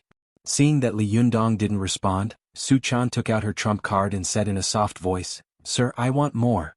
Li Yundong covered his face with his hand and wailed, "I can't afford it. If I give you more, I'll die. I don't even have the strength to sit up." Seeing that Li Yundong really couldn't sit up, Su Chan pulled him up with her hand and said, Get up, get up. How can you do this? You said you were here to play with me. I haven't had enough yet."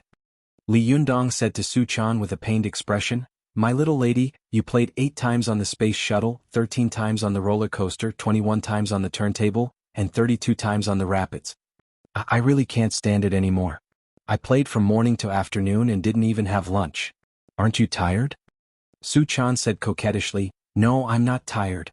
Li Yundong shouted and fell heavily on the grass. "I'm tired. Since ancient times, there have only been tired cows, but no land that has been damaged by plowing. Su Chan understood the meaning behind his words and giggled. Her cheeks flushed red as she tried to hit him. Nonsense. What are you talking about? Li Yundong chuckled. Li Yundong put his arm around the girl's waist with a cheeky smile and said, "Girl, come here. You've played so many tricks with me but you haven't tried the grass yet." Su Chan burst out laughing and jumped to the side. So annoying. So annoying. Get up. If you don't want to play then don't. I'm starving. Li Yundong fell on the grass on his back and said shamelessly, "I won't get up. I won't get up even if you beat me to death." Su Chan bit her lip, and a mischievous and sly look flashed in her eyes. She broke a blade of grass and kept scratching Li Yundong's face. She giggled and said, "Will you get up or not?" Li Yundong looked like a dead pig that was afraid of boiling water. He said fearlessly, "I won't get up. As a man, I won't get up if I don't want to." The two of them played on the grass. The man was handsome and the woman was charming and charming. Naturally, they attracted the attention of many people. Some people heard their conversation and all covered their mouths to snicker. Su Chan had no choice but to throw the grass away and crouch down beside him. "What do I have to do to make you get up?" Li Yundong snickered inwardly, but his face was calm and composed. "You tortured me like this," he said. "It's up to you." The little girl thought for a moment with an embarrassed expression and tentatively said, "Shall I give you a massage?" Li Yundong flatly refused. "No. You want to bribe me with small favors? Dream on." Su Chan pouted and said, "Then I'll carry you back." Li Yundong asked in surprise, "You can carry me on your back?" Su Chan snorted. "Don't underestimate me." Li Yundong stretched out his hands and said with a smile, "Okay, I'll carry you on my back today. I can also enjoy the glory." Su Chan didn't stand on ceremony. She squatted down and put Li Yundong on her back. Li Yundong exclaimed in surprise, "Oh, you really carried it? Not bad." He wanted to give Su Chan some trouble, so he deliberately exerted more force. At this time, Li Yundong had achieved success in qi cultivation. His qi sank down and his strength was more than 1,000 pounds. Although Su Chan was also a cultivator, she couldn't stand such a prank. She immediately staggered. Su Chan staggered and laughed loudly. "You're so annoying. Don't move. I can't carry you." The surrounding tourists all laughed when they saw Li Yundong, a big man, being carried by a delicate little beauty. The men with girlfriends all pointed at Li Yundong and said, "See? This is a real man. This is a good wife. You guys should learn from him." When these girlfriends heard this, they went crazy. They pulled their men's ears and pointed to the ground. "What? Squat down and carry me." Their words were clear and decisive. Obviously, they were used to giving orders for a long time. The male compatriots who had been subdued for a long time, squatted down gloomily and carried their wives. For a moment, the women were full of pride, especially when their men passed by Li Yundong. They even made faces at Su Chan as if to show off. Li Yundong, who was a big man but was carried by a beautiful woman, shouted heartlessly, Oh, they passed us." Su Chan also shouted heartlessly, "Stop it. I'm falling behind." Li Yundong laughed and stopped messing around with Su Chan. He waved his hand shamelessly and said, "Go. If you fall behind, you won't have food to eat when you get home." The tourists around them all felt a chill run down their spines when they heard this. Is he treating her like a child bride? This was the true definition of ruthlessly destroying a flower. Su Chan panicked when she heard that. She sprinted forward. She was a delicate little girl, but she was running faster than a man who was carrying a woman on his back. Along the way, the eyes of the bystanders almost fell out of their sockets. Li Yundong was a man who was 175 meters tall, but he was running faster than a man who was carrying a woman on his back. Su Chan ran with Li Yundong on her back. Before long, she had left everyone behind. Li Yundong laughed and patted Su Chan on the head. Okay. Put me down. If you don't put me down, I'm going to get beaten up by the crowd." Su Chan had a childish temper and loved to play around. She had no idea what she had done just now. She giggled and said, "I won. I'm still the best." Li Yundong pinched the girl's nose affectionately. Okay. Of course you're the best. Well, to reward you, I'll treat you to ice cream." Su Chan smiled. Okay. I want to eat the cone I had last time." Li Yundong said with a smile, "Okay, wait for me here. I'll be right there." Su Chan was a little hesitant. "Huh? Are you going to leave me here alone?" Li Yundong laughed. "Are you afraid that I'll leave you behind?" I'll buy it over there, you silly girl. Li Yundong pointed at a nearby McDonald's and Su Chan relaxed. She smiled and waved at him. Then hurry up, Li Yundong said. Hurry up. Li Yundong smiled and turned around to leave. Su Chan stood there, a sweet smile on her face. She stared at Li Yundong without blinking. Her days with this boy were always so happy and exciting. Even being away from him for a second was an unbearable pain. Su Chan stood innocently at the entrance of the amusement park, her beauty causing the people around her to stop in their tracks in awe. A man in a suit and leather shoes saw Su Chan, and his eyes widened in shock. He rushed to the flower shop next to the amusement park and bought a large bouquet of fresh flowers. Then, he approached Su Chan and presented the bouquet with both hands. Beautiful lady, you are the most beautiful woman I've ever seen. Will you accept my flowers? This was the first time Su Chan had ever received flowers from someone. She looked at the man in confusion. Who are you? The man in the suit pulled out a business card and smiled. This is my business card. Su Chan didn't even look at the card.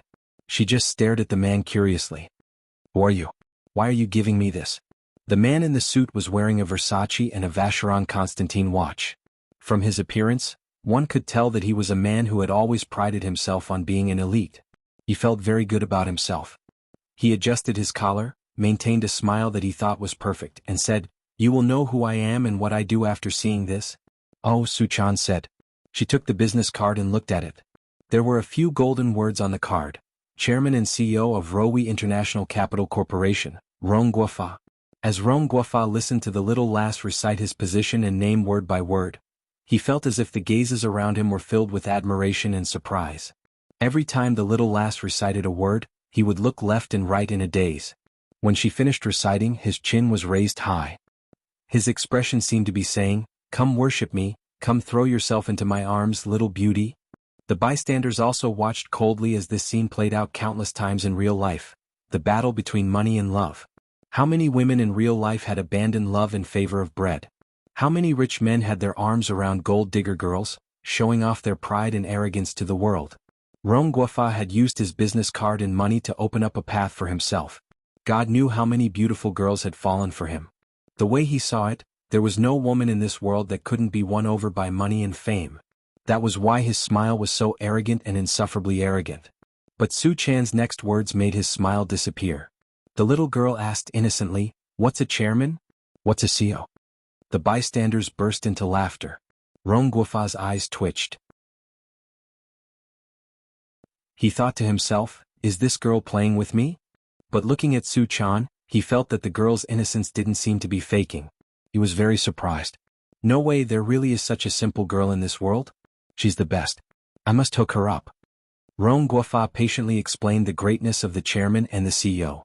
Then he heard Su Chan say with a look of realization, Oh, it's the boss and the shopkeeper. Hey, why don't you just say it? After Su Chan finished speaking, she patted Rong Guofa on the shoulder casually and said, You do business? Not bad, you can be the boss and the shopkeeper. Not bad, not bad. The bystanders all burst into laughter. Rong Guofa was furious in his heart. How dare she say I'm the shopkeeper? It's too old-fashioned, too vulgar. How dare she humiliate me like this? He was angry in his heart, but he had to maintain his elegance on his face. The smile on his face looked indescribably dry and ugly. You can't say that. Rong Guofa suppressed his anger and said, My company is a multinational financial investment company, which controls billions of financial investments. It's not just about the boss and the shopkeeper. Su Chan nodded as if she understood. Oh, then what do you do? Rong Guofa proudly showed off again. Me? I don't do much. Basically, I don't do much in the company. He wanted to say that he didn't do much, but he was afraid that Su Chan would look down on him and think that he was incompetent, so he quickly added, Well, I basically do gold investment, fund investment, and currency investment. Su Chan looked surprised and her eyes showed a look of amazement. You can do everything? Everything? Rong Guofa adjusted his collar and sighed. Yes, there's nothing I can't do. So, basically, I'm very busy every day and I have to spend hundreds of thousands of yuan per second. Su Chan exclaimed, Ah? Then don't you also do the work of the boss, the shopkeeper, and the waiters? 3 in 1? Don't you get tired? The bystanders around burst into laughter, each of them convulsing with laughter. Rong Guofa was so depressed that he wanted to vomit blood. He stared at Su Chan and thought, This girl is deliberately messing with me, isn't she? Equals equals equals.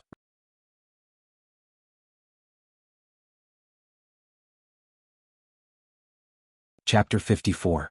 A few people giggled. Why would he come to an amusement park if it costs hundreds of thousands of dollars a second? Then someone else giggled. He's here to invest. He's from a multinational international finance company. Where do you think all the snack bars around this amusement park come from? Hey, a big boss like him coming here to make such a small investment? That's impossible, isn't it? Hee, didn't you hear that? The boss, the shopkeeper, and the waiter's jobs were all taken care of together. It's tough. Could this be the legendary Shell Company? Rong Guofa felt like vomiting blood in his heart. He glared angrily at the sarcastic crowd, then turned back to Su Chan and said patiently, Miss, I haven't asked for your name yet. Can you tell me your name? She's Su Chan. She's my girlfriend. Li Yundong walked over with 2 ice cream cones in his hands. May I know what you're here for? Rong Guofa turned around and saw a boy standing in front of him. His clothes were ordinary, but he had a dignified air about him. His eyes shone brightly, and Rong Guofa felt ashamed of his own inferiority. You're her boyfriend? Rong Guofa stammered. He turned around and looked at Su Chan. Is he your boyfriend? Su Chan took the ice cream cone from Li Yundong's hand and licked it. Then she smiled sweetly at him. No. Li Yundong's expression changed slightly. Rong Guofa burst into laughter. I was wondering why a beautiful girl like you would fall for a poor boy like him. Su Chan shot Rong Guofa a sideways glance, then brought the ice cream cone to Li Yundong's mouth.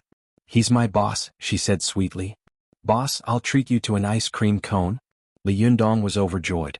His anger turned to joy and he said proudly, well, my girl made me very happy today. I'll do you a favor and have a bite. After that, he took a bite out of the ice cream cone in Su Chan's hand and burst into hearty laughter like a villain who had achieved his goal. What am I supposed to eat? You're so annoying.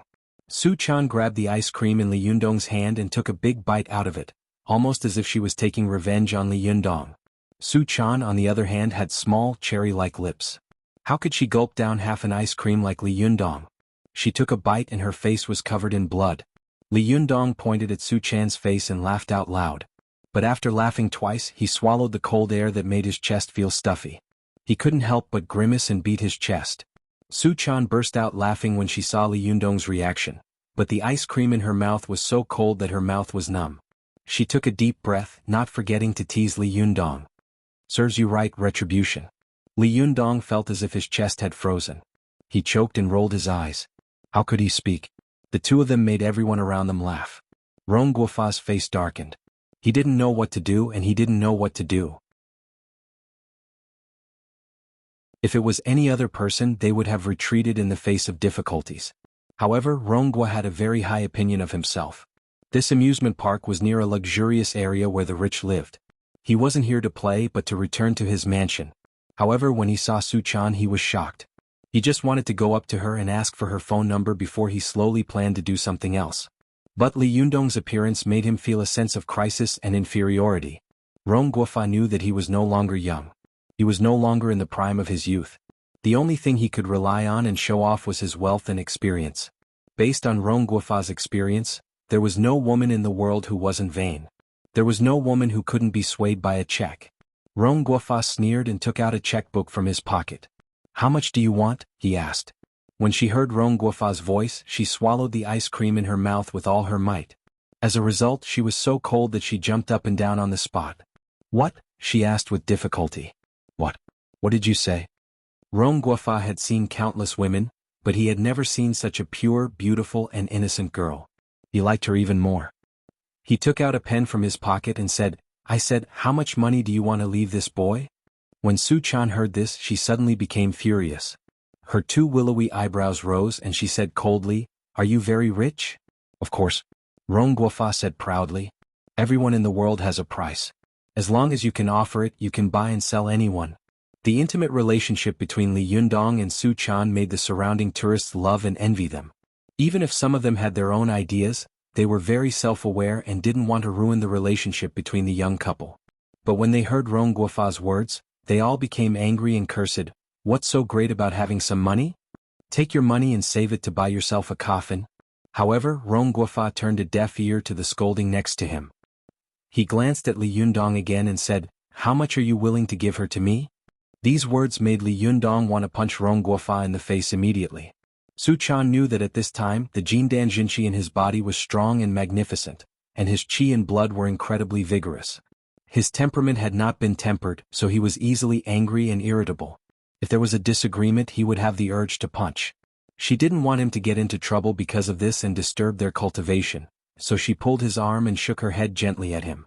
After stopping him, Su Chan said to Rong Guofa, "Let me ask you, how many mouths do you have?"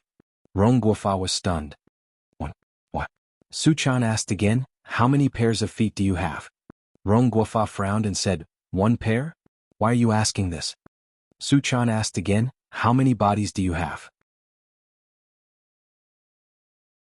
Rong Guofa said impatiently, "Nonsense, of course I only have one. Since you know that you only have 1 mouth, 1 pair of feet and 1 body, then you should know that no matter how rich you are, you can only eat a bowl of rice, wear a pair of shoes and wear a set of clothes." Su Chan said with a mocking smile, "Since you know that you only have 1 mouth, 1 pair of feet and 1 body, then you should know that no matter how rich you are, you can only eat a bowl of rice, wear a pair of shoes and wear a set of clothes. You're standing in front of me. Just because you're rich, you can eat an extra ice cream cone, wear an extra pair of shoes and wear an extra set of clothes?" Rong Guofa's face turned red and he argued, "But in this world, the same things have different levels. I can wear high-end brands." He pointed at Li Yundong and said, "He can only wear cheap goods." Su Chan sneered and said, "Is there anything more to your high-end brands than Yundong's? Is it an extra sleeve? Or a few extra buttons? Let me tell you, in this world there is no high or low, only good and evil, beauty and ugliness." As soon as he said this, the surrounding people all cheered loudly. Some of the boys stared at Su Chan with glowing eyes and applauded her with all their might. The older men with their female companions sighed and thought to themselves, "This girl is beautiful, but what's even more remarkable is that she's so pure and noble in this kind of society. If I had a woman like her by my side, I would be willing to lose 20 years of my life." Rong Guofa's outlook on life and values had been seriously challenged. Like a cat whose tail had been stepped on, he jumped up and down and said, "What's the point of saying that? Can it bring you luxurious clothes and delicacies? Can it pay your rent and mortgage? The entire financial circle of Southeast Asia will be shaken by my order. What can this poor boy do?" Su Chan laughed as if she had heard the funniest joke in the world. In the eyes of a cultivator like her, all the things in the world added up could not compare to the word cultivation. No matter how powerful an official was, even if he became an emperor with an order, the divine land would be plunged into misery and blood would flow. However, such a powerful emperor still had to ask not the common people but ghosts and gods. No matter how rich a businessman was, even if he was like Tao Zhugong, he would still spend a huge sum of money and even destroy his family's wealth to join Buddhism and Taoism, just to seek peace and longevity. The officials in power had dominated the world for decades, but once the situation changed, the door would change from a crowded market to a deserted one. Once the lamp ran out of oil, no matter how powerful they would be nothing more than a pile of yellow soil. Emperor Qin Wu Songzhu of the Tang sect and Genghis Khan, what kind of people were they? But they had all turned into a pile of yellow soil. And those who were as rich as a country, no matter how rich they were and how powerful they were, it was impossible for them to pass on their wealth to the 4th generation. It was the curse of the rich that wealth could not last for 3 generations. What's more, no matter how rich a person was, they could not escape the cycle of life, death, illness and death. However, cultivators could transcend life and death, transcending all of this. Power and wealth were just fleeting clouds in their eyes. Throughout the dynasties, how many people have been famous, how many have been powerful, how many have been as rich as a country, how many have laughed at the world, and how many have not lived forever? Su Chan laughed and couldn't help but think of a sentence she had once seen her master write on the wind-dust stone. After Su Chan stopped laughing, she pointed at Li Yundong and said to Rong Guofa, "You must remember his name. His name is Li Yundong and he is my partner. Although he is a nobody now, I promise you that in less than 2 years, his name will be famous all over the world. At that time, what you can do, he can do without any effort, but what he can do, you will never be able to do." Su Chan's words were sonorous and powerful, and the people around her were stunned. They couldn't help but look at Li Yundong, as if they couldn't understand why this girl was so sure that Li Yundong would have such great achievements in the future. Rong Guofa had a strange look on his face. He wanted to laugh at the girl's arrogant words, but Su Chan's face was full of love and solemnity, and he couldn't bring himself to say it. He used a lot of strength and said bitterly, "Why do you say that?" Su Chan walked to Li Yundong's side and took his hand. She smiled. "Because he has me by his side." Li Yundong looked at Su Chan in a daze, his chest heaving up and down, and his heart surging. He almost cried. With a girl like this by his side, even if the sky fell down, what was there to be afraid of? The young man also smiled and took Su Chan's hand. Their fingers were tightly intertwined, and they no longer looked at Rong Guofa, who was in a daze, or at the crowd around them. Shoulder to shoulder, the two of them walked away. I went out to eat with Yezi, but it rained heavily and I was delayed. Everyone, I'm sorry.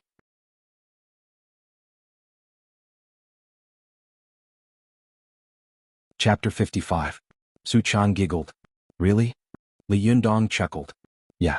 Do you think a grown man like me is a good-for-nothing for shedding tears? Su Chan climbed onto Li Yundong's back. Of course not. If you're a good-for-nothing, then everyone else in this world is a bunch of cowards. Li Yundong laughed. You want me to carry you? Fine girl. You made me proud today, so I'll carry you home today. Su Chan rested her chin on Li Yundong's broad shoulder. You said it?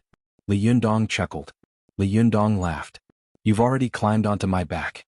How can I not carry you? Enough chit-chat. Let's go home and eat. While the two of them were fooling around, Tiannan University was already in a frenzy. Where's Li Yundong?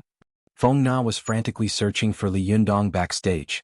The show is going to start in an hour. Why isn't he here yet? Feng Na spotted Sun Li backstage helping a classmate with her makeup. She grabbed her and yelled, "Where's Li Yundong?" Sun Li froze. He's not here? Feng Na looked like she was about to explode. You're the class rep, why are you asking me? I called him today, Sun Li said. He said he'd be here? The thought of Li Yundong made Sun Li furious. She pulled a female classmate over to her side. Have you seen Li Yundong? Sun Li asked. The girl shook her head. That hero is elusive. How are we supposed to know? Sun Li asked a few other classmates, but all of them shook their heads and said they didn't know. Sun Li stomped her foot anxiously. How could that bastard stand me up on something so important? I saw Li Yundong this morning, a girl who was passing by suddenly said. Where? Sun Li and Feng Na were overjoyed. He was at the school gate with his girlfriend. I think he got into a fight with a teacher. And then? Sun Li asked. And then? The girl shrugged. And then he got into a fight with the teacher and left with his girlfriend, right? Feng Na put a hand to her forehead and sighed. I really lost to him. If this fellow is an emperor, he must be a fatuous ruler who loves beauties but not his country. Sun Li scolded, Bah, he wants to be the emperor? You have no sense of class honor at all. Feng Na laughed. What does being an emperor have to do with class honor? Sun Li glared at Feng Na and handed the phone back to her. This is your business. Why are you calling him yourself? Feng Na quickly smiled and said, Beauty, can you do me a favor? He's a student of your class. Hurry up and contact them. It might not be too late to come now. Sun Li pocketed her phone and dialed a number. But after waiting for a long time, no one picked up. After calling a few more times, Sun Li was so angry that she wanted to smash her phone. This bastard. Did he buy a phone to use as a landline? Why don't you bring it with you? Feng Na covered her face and said with a wry smile, What should I do? We're dead meat this time. The two girls were sighing and from time to time they would denounce Li Yundong. Suddenly a voice rang out. What are you two doing here? What happened to Li Yundong? Sun Li and Feng Na heard a man's voice. Both of them jumped in fright and turned their heads away. Feng Na took a closer look. It was Teacher Lu from the Academic Affairs Office, who had wanted to recruit a strong man last time. She widened her eyes and stammered, Teacher Lu, this is backstage where the girls change clothes. Why are you here? The girls who were changing backstage hurriedly put on their clothes. Some of them gasped in shock, while others cursed under their breaths. You old pervert, Mr. Lu said. He looked straight ahead, but from the corner of his eyes, he kept sneaking glances at the scantily clad girls. I'm just here to see how your preparations are coming along. What were you guys talking about just now? What did Li Yundong do this time? Feng Na asked tentatively. Mr. Lu, nothing happened to Li Yundong. What did he do to piss you off? Mr. Lu had only intended to sneak a peek at Feng Na and Sun Li, but when he heard Feng Na and Sun Li denouncing Li Yundong, he couldn't help but chime in. This student doesn't know how to respect his teachers at all, and he doesn't know how to follow the school's rules. bringing shady people into the school all day long, and even insulting the teachers in front of them. I'm going to kick him out today. Huh? Feng Na nearly fell to the ground. How many days have I spent planning this show? I worked so hard to persuade Li Yundong to replace Zhao Yujin, and I begged and begged Zhou Qin to help Li Yundong solve the problem with Director Qin. But now, with one simple sentence, this old man has negated all of my hard work. Feng Na's eyes widened. She looked like she was about to explode. Sun Li knew a little about Feng Na, so she quickly pulled Feng Na back and said to Mr. Lu, Mr. Lu, Li Yundong is the main actor of the Taekwondo club tonight. If he's not here, the show can't go on. Mr. Lu's heart tightened, but he refused to back down. What do you mean can't go on? Without Butcher Zhang, we're going to have to eat pigs with fur? We can't let a student like him embarrass Tiannan University on stage. Is there no one else in Tiannan University? Feng Na exploded. Mr. Lu, do you have any idea how long I've been preparing for this show? Do you know that Principal Ku picked this show? Do you know that even the deputy mayor mentioned this show? Gong Zizhen had also said that talent should not be restricted to one style. Li Yundong had 1,000 faults and 1,000 faults, but he also had his own skills. Without him, this show really couldn't go on stage. Besides, as a teacher, you shouldn't talk about your own students like that, right? Mr. Lu's face turned green and white after being scolded by Feng Na. His lips trembled, he flicked his sleeves and ran out angrily. Outrageous, outrageous, he said. When Mr. Lu was abusing his position to avenge a personal grudge, he had never thought that Li Yundong would have a performance tonight, let alone that his performance would be so important. He was so shocked and panicked that he accidentally stepped on a flight of stairs. With a yelp, he tumbled down the stairs. Ouch. The girls in the backstage locker room all laughed out loud. Good fall. That old pervert. His eyes were on my chest the moment he walked in. Fall to your death. Sun Li sighed. Look at you now. If Li Yundong didn't make it, you'd have offended a teacher. Feng Na felt a twinge of regret after her outburst, but she was still as stubborn as ever. He can't fire me, can he? Sun Li, call Li Yundong again. By the way, doesn't he live on campus? Sun Li sighed as she dialed Li Yundong's number. He's never lived on campus.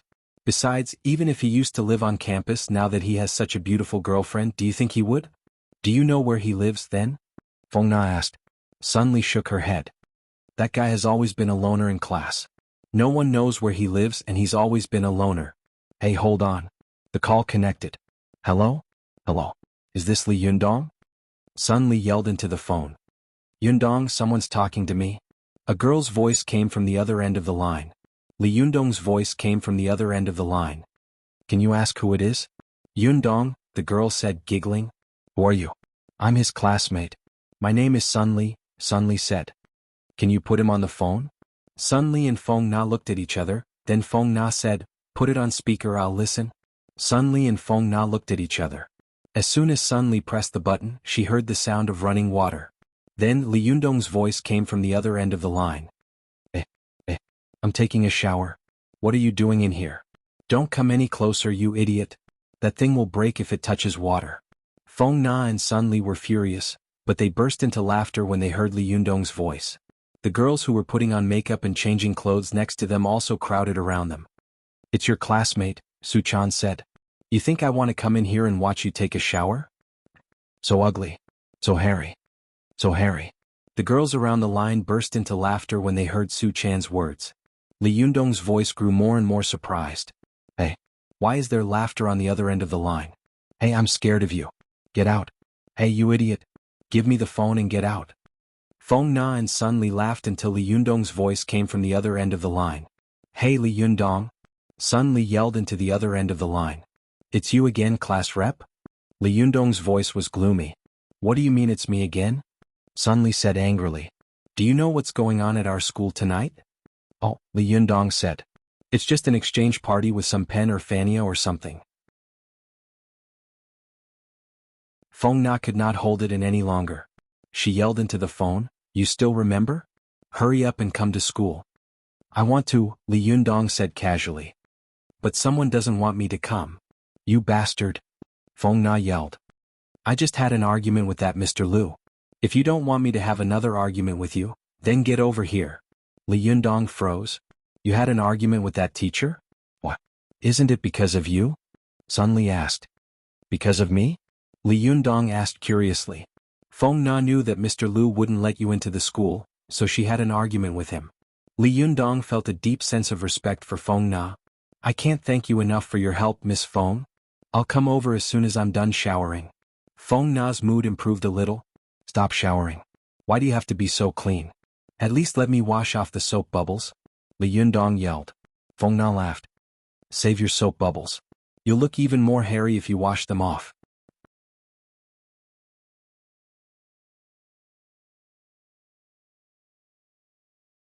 Chapter 56. However, it was as if the heavens were against him. They were stuck in traffic jams and red lights. Feng Na and Sun Li were as anxious as ants on a hot pan, running around in circles like ants on a hot tin roof. What do we do? What do we do? The next show is coming up. Feng Na was so nervous that her palms were sweaty. She pulled open the curtain backstage and looked outside. She saw that the school auditorium was filled with people. The school leaders and city leaders were all sitting upright in the front row. Call again? Feng Na said anxiously. Sun Li chimed in, I just called. There was a traffic jam. Feng Na pulled at her hair. Oh my God. You're not messing with me, are you? Ching Ching, who had slipped backstage, comforted her. Don't worry. We'll make it. As soon as she finished speaking, the female teacher in charge of program planning walked over and waved the program list. Hey, how's the preparation for your Taekwondo club's program coming along? Feng Na, Sun Li, and Ching Ching looked at each other. Teacher Ma, there's still one student who hasn't made it yet. When Teacher Ma heard that, he immediately flew into a rage. What? You're going on stage in 2 minutes? He's not here yet? Are you kidding me? Who's not here? Which faculty? Which cohort? This is simply preposterous. What nonsense. Teacher Ma, Sun Li explained hurriedly. There was a traffic jam on the way. Is that even a reason? Teacher Ma said. Today is the most important day since the founding of the university. As a student of Tiannan University, I can't believe he ran away. That's ridiculous. What's his name? Feng Na saw that the situation was not good. She glanced around and suddenly saw Zhuang Hui, who was gloating at her not far away. She had an idea and said, Teacher Ma, our people will be here soon. Why don't you let the other programs take over first? Teacher Ma scolded her for a while, then turned to Zhuang Hui. Zhuang Hui, move your program forward. Hurry up and get ready to go on stage. Zhuang Hui was shocked and angry. Teacher Ma, our program is the finale. The veins on Teacher Ma's neck were bulging. What finale? Our program is about to collapse. Hurry up and cut the crap. Why don't all of you not go on stage? I'll let the host announce the end of the evening party. Let's all die together, okay? Zhuang Hui panted and glared at Feng Na, but Feng Na looked away, pretending not to see it. Zhuang Hui threw the makeup box in her hand and said to the partners around her, Get ready to go on stage. Teacher Ma watched as Zhuang Hui and the others went on stage when the host was announcing. She said coldly, That student of yours had better hurry up. Otherwise, humph. With that, she flicked her sleeves and left. Sun Li and Feng Na looked at each other. Feng Na sighed. What should we do now? Sun Li clenched her fists and stomped her feet. That Li Yundong is such a jerk. But right at this moment, a voice suddenly sounded. Hey, I worked so hard to get here. How dare you scold me behind my back? Li Yundong stood at the entrance of the backstage and said loudly. Sun Li and Feng Na turned to look at him. They immediately pounced on him and started kicking and punching him. You bastard. You idiot. You still know how to show up? At that moment, the other members of the Taekwondo club who had been waiting anxiously for Li Yundong to show up backstage cheered. Even the upperclassmen who hated Li Yundong's flamboyant behavior were beaming with joy. Hurry up and get changed. Feng Na said, grabbing a Taekwondo outfit from the side and tossing it at Li Yundong.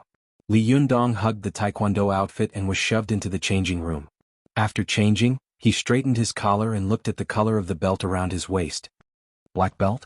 It's Zhao Yujian's, Feng Na said casually. I'm borrowing it. Li Yundong laughed. He'll probably die of anger if he sees this. Sun Li said, I don't know if he'll die of anger or not, but I do know that you've pissed us all off. Li Yundong chuckled. Didn't I make it in time? He waved at Su Chan, gesturing for her to find a seat and wait for him. Su Chan smiled at him and sat down obediently in a corner of the room. By then, Feng Na and the rest of the girls had calmed down and were quietly waiting for Li Yundong to go on stage. Meanwhile, the other girls were sneaking glances at Li Yundong. They felt that he looked extraordinarily masculine and handsome in his black and white taekwondo uniform. They started whispering to each other. "Hey, I heard that hairy men are really strong." "What do you mean?" "Hey, stop acting tough. You'll get struck by lightning if you act tough. Stop playing dumb." "Hee, just look at him and you can tell that he's strong. That eyebrow, that look in his eyes, tsk, it's like he's going to eat someone alive. I wonder if his girlfriend can take it." "Hey, you little slut. You've fallen for him, haven't you? His girlfriend can't take it anymore. Why don't you volunteer yourself to help him out? You're the one who should help others out. Having fun with others is having fun with yourself." After saying this, the surrounding girls all giggled. The girls laughed and caused a commotion. They thought that Li Yundong wouldn't hear them because they were whispering. But little did they know that Li Yundong had mastered chi refinement. His hearing and eyes were sharp and he could hear every word they said. Li Yundong didn't know what to do with these bold and unrestrained women. His face was burning, but he muttered in his heart, "I just kissed my girl. I didn't do anything else." Just as he was grumbling to himself, Feng Na nudged him from behind. "Hey, it's time to go on stage," she said. Li Yundong's heart skipped a beat. He trotted onto the stage from backstage. As soon as he entered the stage, he was greeted by applause, cheers, and whistles. The colorful lights on the stage shone on him, making it hard for him to open his eyes. When he finally got used to the lights and opened his eyes, he saw a sea of wriggling heads below him. In the front row there were more than a dozen blonde foreigners. There were men and women, old and young. They must be the students and teachers of the University of Pennsylvania who had come to Tiannan University for an exchange. Li Yundong's heart was thumping wildly under the gaze of thousands of pairs of eyes below the stage. Fortunately, he was no longer the ordinary otaku he used to be. Otherwise, his legs would have turned to jelly. Li Yundong took a deep breath and stood calmly in front of the members of the Taekwondo club. He bowed to the audience. The students and teachers below the stage were sizing up the handsome, masculine boy. The foreigners of the University of Pennsylvania were also staring at Li Yundong curiously and whispering to each other. Suddenly, a wooden stick hit Li Yundong's head from behind. But Li Yundong didn't seem to feel it at all. The people below the stage saw it clearly and let out a cry of surprise at the same time.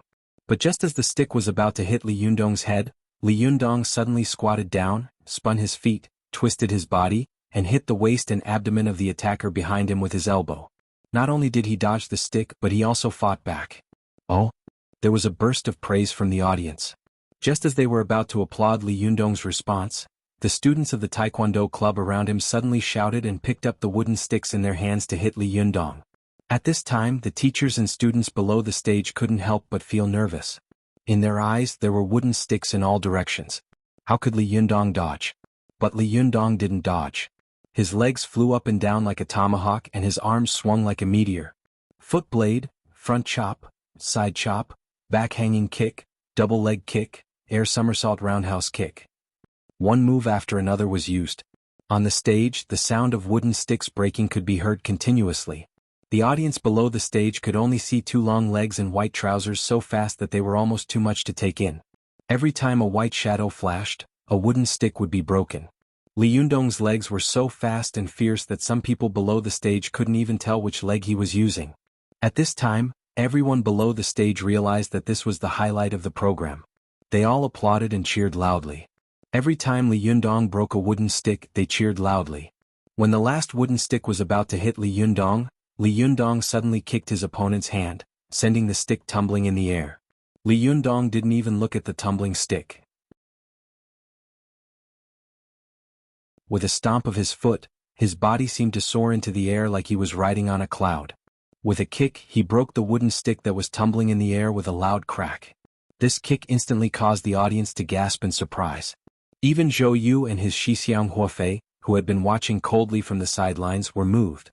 As the saying goes, amateurs watch for the excitement, while experts watch for the artistry. Li Yundong fought one against many on the stage. His kicks were clean and full of power, drawing cheers from the audience. Zhou Yu and Huofei, on the other hand, looked at him with disdain. This kind of wooden stick kicking performance was prearranged. As long as one had the strength to break a wooden stick and was skilled in leg kung fu, anyone could perform it. But Li Yundong's kick just now had broken a wooden stick that was tumbling in the air. That was not a simple feat. Previously, the wooden stick had been held by a human hand, so it was easy to break it with a kick. However, the wooden stick that was rolling in the air had no place to exert any force, but Li Yundong had kicked it and broken it with one kick. What kind of terrifying explosive power was that? Zhou Yu and Huo Fei exchanged a look, their eyes filled with shock. That's impossible. Zhou Yu thought for a moment, then said decisively, the wooden stick must have been broken and then stained. Otherwise, even Master wouldn't be able to break a wooden stick that's less than a meter long that's tumbling in the air. Huo Fei shook his head slowly. Not necessarily. Judging from the strength of his kick and the sound of the wooden stick breaking, it doesn't seem like it was faked. Zhou Yu's eyes were filled with worry. Then, Shixiang, I think we shouldn't go up there? Huo Fei smiled coldly and adjusted the diamond bracelet on his arm. So what if he's strong? Is an ox strong?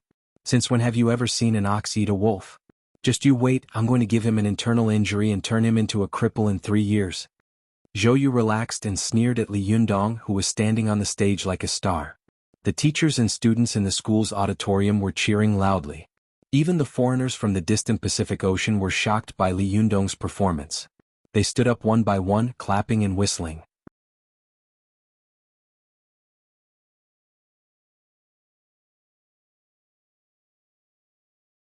Chapter 57. Ladies and gentlemen, this is the highlight of tonight's exchange, the hostess announced in a passionate voice.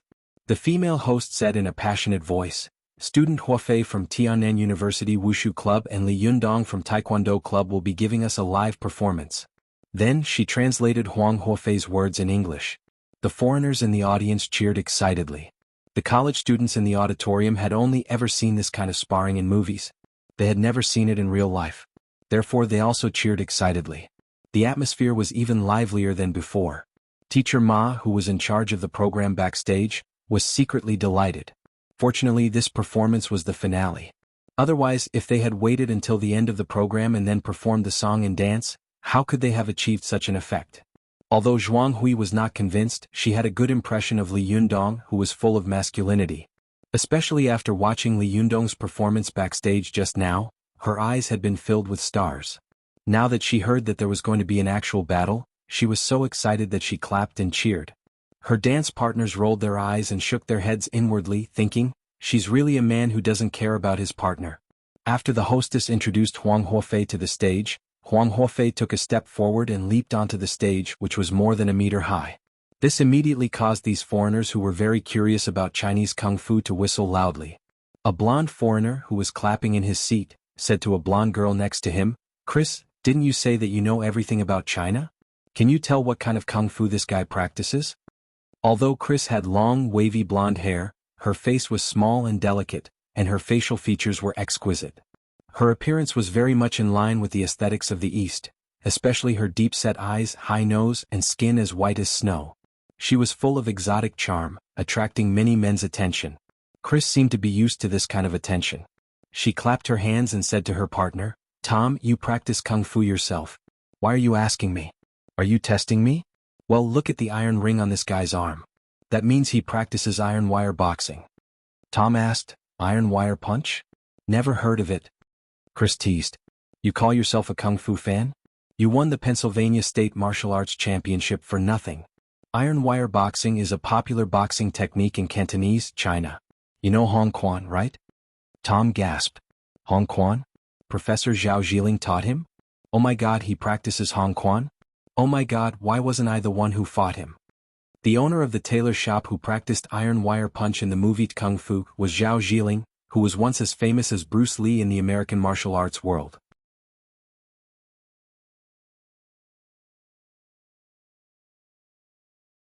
Li Yundong didn't know the secret of this move. Seeing Bai Luofei's politeness, he followed suit and bowed. But when Bai Luofei saw Li Yundong bowing, his eyes suddenly widened. He stomped his right foot, and with a snap, he leaped into the air and kicked at Li Yundong's head with his left foot. Because of Li Yundong's previous experience of being ambushed, the audience thought that this move had been prearranged. Not a single person was worried. Instead, they applauded Bai Luofei's agility and agility. Li Yundong's chi was so strong that he heard the sound of the wind rushing toward him. He subconsciously took a step back and quickly retreated. Bai Luofei knew that Li Yundong's strength was terrifying, so he wouldn't let his opponent off easily. He twisted his hands and clenched them into fists. "Ha!" he shouted and then immediately punched upward, aiming for Li Yundong's chest and head. This was the iron wire punches, two tigers' hidden steps. When he threw out these two punches, the iron rings on his forearms surged.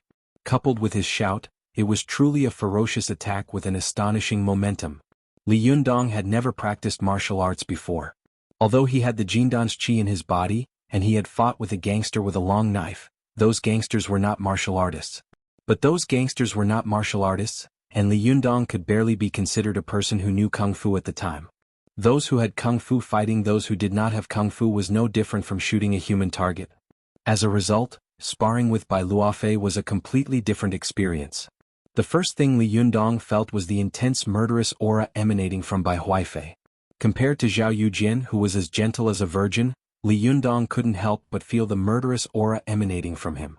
Li Yundong didn't know how to deal with such a fierce move, so he could only step back. Bai Luofei immediately retracted his fists after missing both of his punches. He took a step forward and raised his fists from his back to his chest. Then he loosened his fingers and opened his fists to form a cutting palm. Like a sword, he slashed at Li Yundong's shoulders. At the same time he exhaled and shouted. Double swords cutting the bridge. Bai Luofei's shout was so loud that the applause and cheers of the audience couldn't drown it out. The audience felt that he was like a pine when he was quiet, but when he moved he was like a ferocious tiger. He truly had the demeanor of a martial arts master. These college students had never seen a real martial arts master like Bai Luofei before. They were so excited that they couldn't control themselves. Little did they know that a real fight was taking place on the stage. Tom, who was sitting in the audience, was a martial arts expert himself. He could tell what was going on. Bai Luofei's two moves had him trembling in fear. Amazing. Amazing. Zhou Qin, Feng Na, and Zhuang Hui, who had a good impression of Li Yundong, couldn't help but clench their fists. They were afraid that Bai Luofei's punch would land on Li Yundong. Su Chan, who had been nonchalant all this time, couldn't help but put her guard up. She thought that Li Yundong would be able to handle an opponent like this easily. But now she realized that even though Bai Luofei wasn't a cultivator, there was still a soft force hidden within his punches and kicks. If Bai Luofei managed to land a hit, the soft force would rush into Li Yundong's body and destroy his meridians and internal organs, causing internal injuries. Just because a cultivator was a cultivator didn't mean that they were invincible. If they allowed a martial arts master to hit them in the vital parts of their body, they would still die. This principle was the same as if a martial arts master was hit on the back of the head by a weak woman with a brick, and he would also fall to the ground immediately. Su Chan stared at the stage for a while. Yundong, fight back, she yelled. Li Yundong was forced into a corner by Bai Luofei. He couldn't help but ask, how do I fight back? Su Chan shouted, go straight in. Go straight in. Li Yundong suddenly had a glimmer of understanding. He remembered the feeling when he was practicing qi with Su Chan's help. The feeling of the qi in his body being connected up and down. At this time Bai Luofei had already chased after Li Yundong and made several moves. The old monk carries the burden, swan wings, left and right inch bridge, the great immortal cupped hands, Qin Xiong's mace, and so on. They were all close combat skills. As long as Bai Luofei hit him, Li Yundong would suffer internal injuries. Although Li Yundong didn't know how to deal with these moves, he kept retreating. As long as he kept retreating, Bai Luofei wouldn't be able to hit him no matter how fierce the killer moves were. Luo Yunfei was a little anxious after failing to hit Li Yunyang with a few moves. He had clearly heard the conversation between Li Yunyang and Su Chan. His heart trembled and he didn't dare to delay any longer. He was thinking about how to force Li Yunyang to fight with him. But at this time, Li Yundong suddenly stopped moving. He was overjoyed. The horse under his feet didn't move and he moved his palms down to his ears. His palms were facing down and then he clenched them into 3 fists. With a whoosh he punched out and let out a wild roar. This roar was really like the roar of a tiger. Coupled with the clanging sound of the diamond rings on his forearms, it was like the roar of a dragon. What a tiger roar and dragon roar. China Tunchris couldn't help but sigh. Her eyes lit up. Bai Luofei's move was amazing. Almost everyone thought that Li Yundong wouldn't be able to block it and would definitely retreat. But at this moment, Li Yundong took a deep breath. The qi in his body surged up from the lower dantian, through the heart of the middle dantian, to the brain of the upper dantian. At this time all 3 dantians were boiling and the qi was connected. The qi in all the meridians in Li Yundong's body seemed to be activated, all of them surging. Li Yundong felt as if he had endless strength. Even if there was a mountain of knives or a sea of fire in front of him, he could still go straight through with one punch. It was as easy as taking the head of a general from an army of thousands. Whoosh! Li Yundong punched out, and the majestic qi in his body instantly rushed to his upper arm, then to his forearm and then to his fist. 3 clear popping sounds came from his arm like firecrackers. Finally, the qi formed a powerful airflow, whizzing out of Li Yundong's fist and flying toward Bai Luofei, who was more than a meter away from him. One qi connected straight forward. Bai Luofei felt a fierce qi rushing toward him. He subconsciously blocked it with his fists, and then his whole body was sent flying.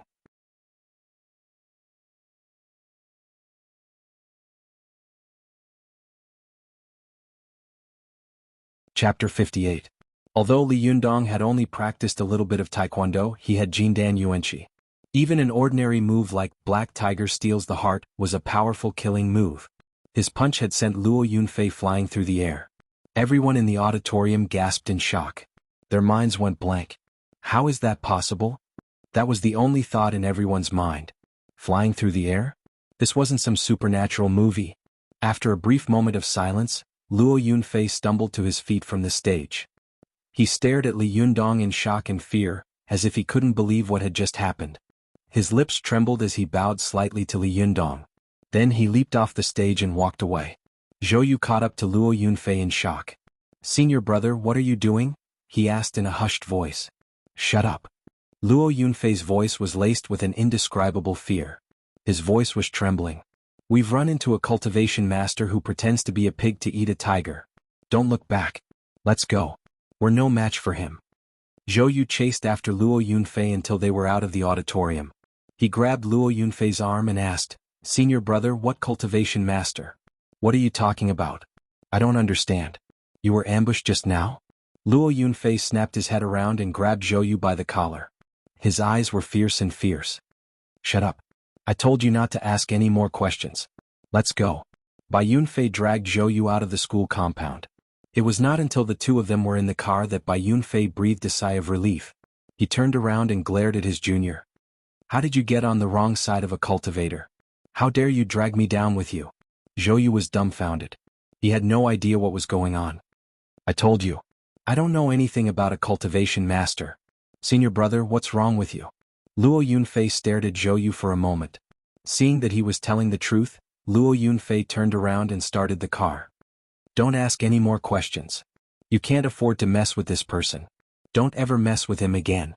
As he spoke, Bai Huofei took off the diamond bracelet on his forearm. Only then did Zhou Yu realize that Bai Huofei's attack had left a bruise on his forearm. Zhou Yu sucked in a breath of cold air. He knew how hard these iron rings were, and he also knew that his senior brother's hands were as hard as steel. After wearing the diamond iron rings, even a hammer wouldn't be able to cause such a bruise on his hands. Bai Yunfei took a look at the wound on his hand and shook his head at Zhou Yu. "You drive." The two of them changed seats. Zhou Yu started the car and said unwillingly, "Senior brother, are we just going to let it go? Wouldn't we be ruining Master's reputation?" "Shut up and drive," Bai Yunfei said coldly. "I will get back at them sooner or later, but we can't do it. Master must go to Guangdong to invite the gods." "Invite the gods." "Which great expert should we invite?" Zhou Yu asked, but his senior brother turned his head away and looked out the window. He didn't answer, so Zhou Yu didn't pursue the matter. Little did he know that Bai Yunfei wasn't referring to a martial arts expert, but a cultivator who specialized in the spirit possession art. Bai Yunfei and Zhou Yu left in a hurry like stray dogs, but the school's auditorium was in chaos. After a brief moment of silence, the audience suddenly booed. "Fake fight. Fake fight." How could they not boo? The two of them were more than a meter apart and they sent their opponent flying with a single punch? If it wasn't fake, then there would be no such thing as fake football in China. The foreigner John's voice was especially loud. "That's fake. The Chinese always know how to fake things." Fortunately, he was speaking in English, or he would have been beaten up by the crowd. Chris frowned and reached out to tug at John. "Hey, this is China. Watch your language." "I thought I'd get to see real kung fu," John said disdainfully. "Who would have thought I'd get to see such a fake performance? Disgusting." After saying that, John suddenly became excited and rushed up to the stage with a whoosh. Chris covered her eyes with her hands as if she couldn't bear to watch. The teacher beside her shouted John's name at the top of his lungs, but John didn't listen. Chris groaned. God, who agreed to let this idiot come to China with us? At this time, Li Yundong was confused by the boos from the audience. Just as he was wondering what was going on, he suddenly saw a blonde foreigner about 185 meters tall jump onto the stage. Li Yundong could tell at a glance that he was a martial artist. Why is there another one? Li Yundong frowned. The MC, who was trying to smooth things over on stage, was dumbfounded. She watched as the burly man took off his jacket, revealing a body of toned muscles. She didn't know what to say. John crooked his finger at the beautiful MC, who was in a daze. When she came over, he took the microphone and spoke to Li Yundong in English. Li Yundong's English was terrible. How could he understand the fast-talking American English? He stared at the female MC, who glanced at the nervous teachers in the audience as if asking for help.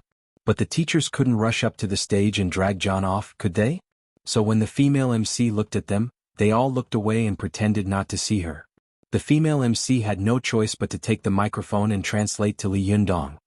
He said his name is John Shirt and he loves fighting. He wants to make friends with you through martial arts. Make friends through martial arts? Li Yundong didn't know whether to laugh or cry. This wasn't part of the plan.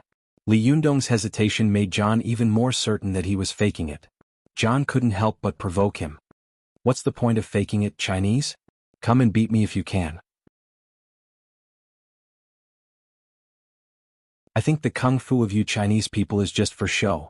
Li Yundong didn't understand what the MC was saying, but the beautiful MC did. She suddenly felt a common hatred for the enemy and said to Li Yundong in a low voice, "He said he looks down on you in Chinese kung fu. Hey, it was a civil war just now. Even if you win, it won't be glorious. Now you're pointing a gun at an outsider. Why don't you win some glory for our country?" Before Li Yundong could agree, the beautiful MC walked to the side of the stage and bent down to the teacher who was waving at her. The two of them were talking about something. After a while, the beautiful MC came over and whispered with a smile, "Your political task is here. The teacher said that you can fight, but you have to take care of the face of your foreign friend and don't hurt him." When Li Yundong heard this, he was angry. Do these officials only care about foreigners? He can hurt me but I can't hurt him? Li Yundong thought of the school's previous behavior of worshipping foreigners. He felt disgusted as if he had eaten a fly. He sneered in his heart and made up his mind to teach this arrogant foreigner a lesson. At the same time he would embarrass the leaders a little. Li Yundong nodded to the MC beside him. "I see." The beautiful MC whispered to Li Yundong, "Come on. I support you." Li Yundong smiled at her, then turned his eyes to Hardadef, who had been eager to fight. Hardadef whispered a few words to the female MC, nodded, then walked up to Li Yundong and held out his fist to show his respect. Li Yundong looked up at the foreigner in front of him and saw that he had a provocative and disdainful look on his face, as if he couldn't wait to knock him down. The teachers below the stage were all full of regret, secretly regretting that they had put a martial arts competition at the end. Now, if he were to casually injure any one of them, it wouldn't be a good thing. The teachers were worried, but the students didn't care about this. They shouted heartlessly. Those who had strong patriotism loudly supported Li Yundong, and those who thought that the previous fight was exaggerated supported John to expose Li Yundong's true colors. Hardadef jumped on the spot and observed Li Yundong's posture. He saw that the boy was standing in the same place with his eyes lowered. His footsteps were not steady at all, like a tree without roots. His hands were placed vertically in front of him, and his whole body was full of openings. Hardadef sneered and muttered, "Chinese, I'll let you know what real fighting is." After saying that, he roared, stepped forward, and pounced on Li Yundong like a tiger. When Li Yundong saw Hardadef's body move, he suddenly opened his eyes. His eyes flashed like lightning and he threw a straight punch at Hardadef with a whoosh. At this time, Hardadef's feet had left the ground, and he was pouncing in Li Yundong's direction. The distance between them was even farther than before. The wind from Li Yundong's punch hit Hardadef's chest, and he was sent flying straight to the backstage. Wow! The audience suddenly burst into an uproar. This time, everyone clearly saw that Hardadef's whole body was pouncing on Li Yundong. His body was in the air and his feet were off the ground. It was impossible for him to change his direction, but he still flew out horizontally. What did this mean? Did it mean that Li Yundong had Qigong? It can't be that exaggerated, can it? Everyone on and off the stage was shocked. Only Su-chan laughed out loud. She walked over to Hardadef, who had fallen to the ground, and looked at the blonde foreigner curiously. But when she looked at him a little, her face suddenly changed. She immediately turned Hardadef over and used her hand to check his pulse. Su-chan's face was as white as a sheet. This guy's heart stopped beating. He was killed by Li Yundong with one punch. Su-chan was shocked and scared. She didn't dare to imagine what their lives would be like after Li Yundong killed someone. Will he be taken away? Then what should I do? Su-chan's heart was cold. After a little panic, she calmed down. Just as she was about to use magic to save the man, she saw a blonde woman suddenly rushing over from the backstage. After rushing backstage, Chris saw Hardadef lying on the ground with his eyes closed, motionless. Her heart skipped a beat and she rushed over to check his pulse. Suddenly, her beautiful face turned pale. She looked up at Li Yundong, who was walking over, and shouted, "You killed him." She spoke in native Chinese, but the accent was a little strange. Li Yundong was also shocked. He quickly walked up to Hardadef and checked his nose. Sure enough, there was no breath at all.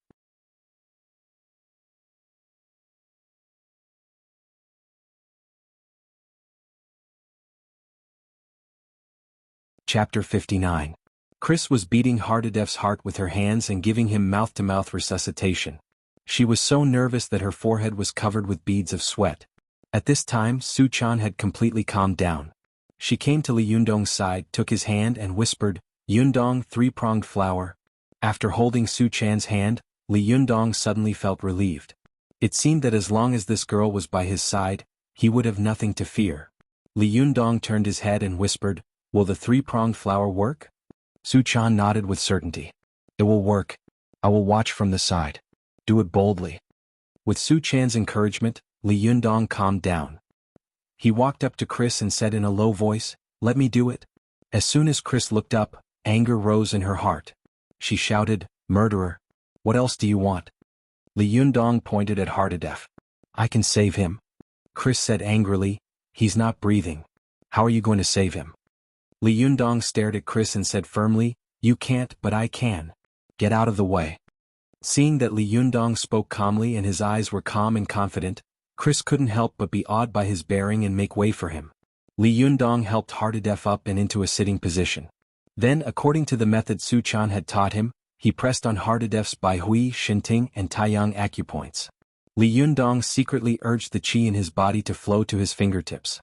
As soon as the qi in his body flowed, it was like the roaring of mountains and rivers. After a while, a faint white qi came out of the top of his head. Some sharp-eyed people around pointed at Li Yundong's head and wanted to shout, but the people next to them covered their mouths for fear of disturbing Li Yundong. Chris didn't notice Li Yundong's abnormality at this time. She just stared at Hardadef. The reason why Hardadef's heart suddenly stopped beating was because the wind from Li Yundong's punch had hit his chest exactly where his heart was, causing his heart to stop. Previously, Bai Huifei had blocked it with the diamond ring on his arm and was injured, let alone Hardadef.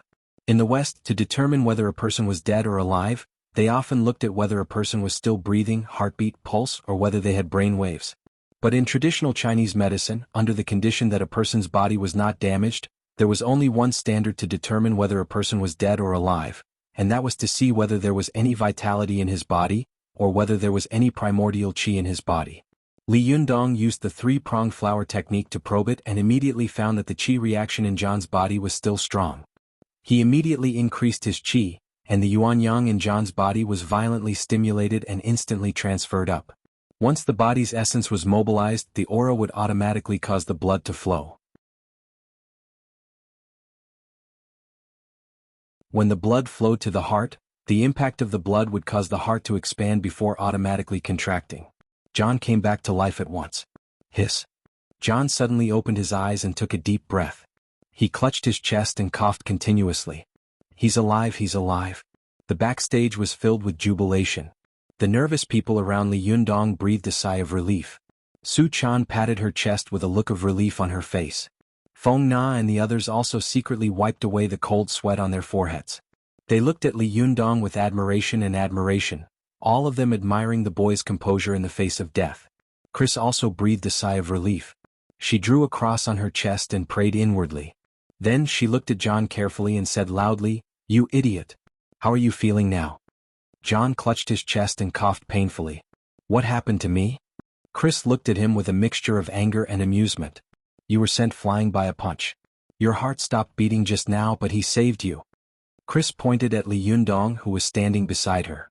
John's face was full of confusion. Obviously, he didn't understand what had happened just now. He shook his head like a rattled drum and said in English, "That's impossible. I remember I didn't get close to him. How did he send me flying?" Chris glanced at Li Yundong with an inexplicable awe in her eyes. She lowered her voice and said to Hardedef, "He sent you flying with one punch while you were still in the air. What I mean is, before you could even touch him, he had already sent you flying from a distance of 1 or 2 meters. Just like the man who practiced iron wire boxing just now." John's eyes were about to fall out of his sockets. He shook his head like a rattled drum. "Impossible? How is that possible?" Chris said, "My grandmother said that China is full of hidden dragons and crouching tigers. There are all kinds of amazing people. Don't doubt it. Everyone saw it with their own eyes. Do you want to compete with him again?" John shook his head even more violently. He was completely convinced by Li Yundong. Although he didn't understand what was going on, the facts were in front of him and he couldn't help but be convinced. John sat on the ground in a daze for a while. He suddenly thought of some of the martial arts movies he had seen in China before, and an idea suddenly came to his mind. Could this be the so-called Nigong? Was this person really a great master? The more John thought about it, the more he felt that it was possible. He suddenly turned over, knelt down in front of Li Yundong, and shouted a Chinese word with American characteristics. "Negative." Li Yundong was caught off guard and froze in place. "Negative? What negative? What is he talking about?" Chris didn't know whether to laugh or cry. She explained, "He's asking you to be his master." Li Yundong didn't know whether to laugh or cry. It turned out that foreign devils were all cheap wretches. They wouldn't be convinced if they didn't fight. If they were convinced, they would cry and beg to be his disciple. Li Yundong waved his hand. No, I'm still young. How can I be his master? Besides, the word master doesn't mean negative. Learn the Chinese language well before you come back to be my disciple." John didn't understand a single word that Li Yundong was saying, so he just stared blankly at him. It wasn't easy for him to hear the word master, and now he understood. He nodded vigorously and shouted, "Negative, negative." The people around him burst into laughter when they saw him like this. At this time, some of the university leaders rushed backstage and shouted, "What happened?" When they saw that Hardedef was kneeling in front of Li Yundong, they thought that Li Yundong had done something to the foreign friend. Just as they were about to get angry, Chris smiled at them and explained, "Hardedef wants to be apprenticed to this friend, but he doesn't agree." When the university leaders heard this, they immediately felt relieved and secretly looked at Li Yundong approvingly. They thought that something big had happened. Fortunately, nothing happened. Not bad. This kid has brought glory to the university. Principal Ku, who was in charge of tonight's party, was relieved. He said to Li Yundong, "Student, why don't you just accept this foreigner as your disciple? It will be a good story in Tiannan University in the future." For a moment, both teachers and students smiled and agreed. Li Yundong also hesitated. He didn't want to agree to this matter. First, he had nothing to teach this foreigner. His chi was taught by Su Chan.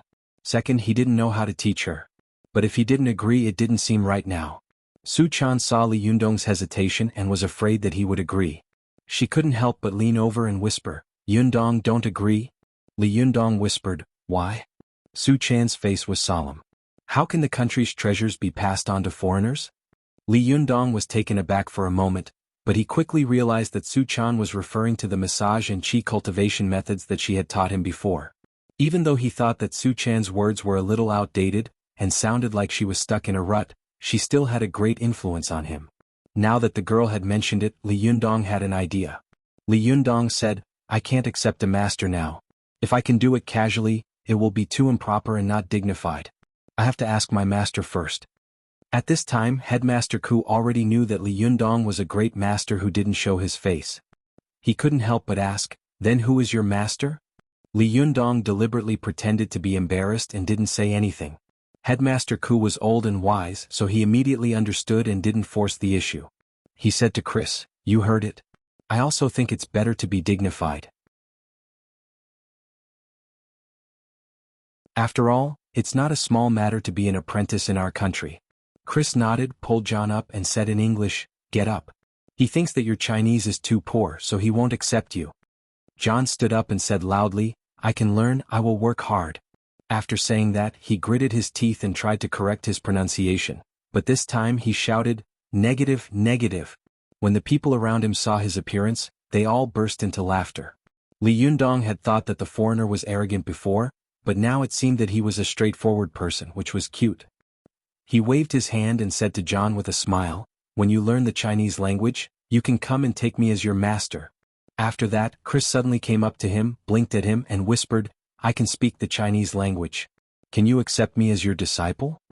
Although she had said this in a low voice, the people around them heard it clearly. For a moment, all kinds of eyes were looking at Li Yundong.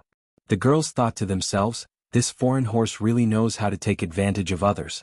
The boys looked at Li Yundong with envy and jealousy. What kind of luck does this guy have with women? Why does all the beautiful women want to be with him? This foreign girl is very hot. Li Yundong was stunned by Chris's question. He found that he had been pushed into a corner by Chris. A trace of pride flashed in Chris's eyes. She thought to herself, "Didn't you say that I can be apprenticed as long as I can speak the Chinese language? You have to accept me this time, right?" The Chinese placed great importance on apprenticeship. Heaven, earth, emperor, master, heaven, earth, emperor, and parents were the most important. But foreigners didn't care about this. In their eyes, apprenticeship was as common as hiring a tutor, so Chris did it without hesitation. Li Yundong saw that Chris had no sincerity at all. She just wanted to tease him, unlike John, who sincerely wanted to be apprenticed. He felt a little unhappy, so he said, "There is a rule in my sect that only men can be apprenticed, not women." As soon as his voice fell, there was a burst of laughter and some boys applauded.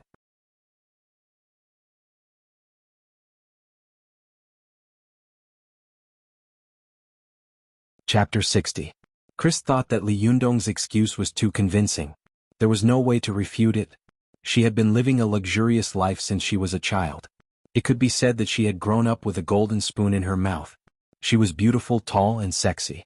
Wherever she went, she would be surrounded and flattered by men. Who would have thought that she would be angered to the point where she could not step down? Chris couldn't take it anymore. She gritted her teeth for a while, stamped her feet, turned around and rushed out of the backstage. At this time, the school leaders in the backstage also knew that there was nothing to worry about. A tragedy that could have happened turned into a cleanup. It could be said that everyone was happy. Seeing that tonight's party was a success, Headmaster Ku said kindly to Li Yundong, "Bring them up later. Mayor Luo will meet you. Don't embarrass our university." Although Li Yundong didn't think much of it, he still nodded politely. The university leaders filed out of the room in satisfaction, leaving only the burly John behind to pester Li Yundong. John had no idea what Chris had said to Li Yundong. He just kept shouting at Li Yundong, "Eat, eat," and then a long string of gibberish in English. Although Li Yundong's English wasn't good, it was obvious that he was begging to be accepted as a disciple. Feng Na's English was good. She smiled and whispered to Li Yundong, "This foreigner is begging you to teach him Chinese. He said that after he learned Chinese from you, he will learn Kung Fu from you." Li Yundong smiled and said, "This foreigner is very persistent. Tell him that he hasn't been here for long enough to teach him a few words of Chinese." Feng Na smiled and translated for John. Seeing that there was an interpreter next to him, John was overjoyed. He grabbed Feng Na's hand and said a long string of things while gesturing. Feng Na couldn't stand the enthusiasm of the foreigner. She quickly pulled her hand back and quietly took half a step back. Then she translated the words to Li Yundong. He said that teaching him a little is a little, and he will work hard to learn. Li Yundong laughed. "How can that be? Who learns Chinese like this?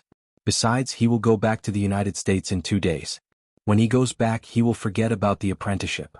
It's useless to learn Kung Fu in a few days. It will take a long time, at least a few years." As soon as Feng Na translated his words, Hardadef started yelling again with his eyes wide open. Helpless, Li Yundong turned to look at Feng Na. Feng Na smiled and said, "He said that he would apply to study at Tiannan University as an international exchange student, as long as Tiannan University accepts him as a disciple."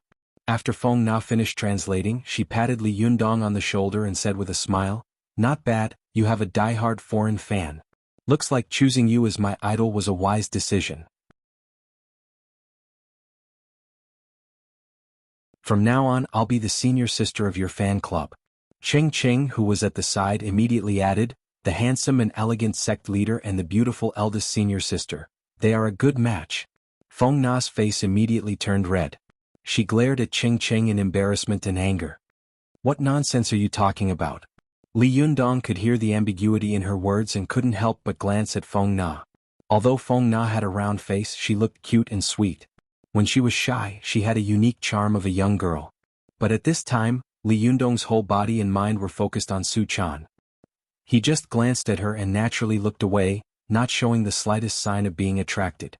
Although Feng Na was shy, she had been carefully observing Li Yundong's expression and eyes.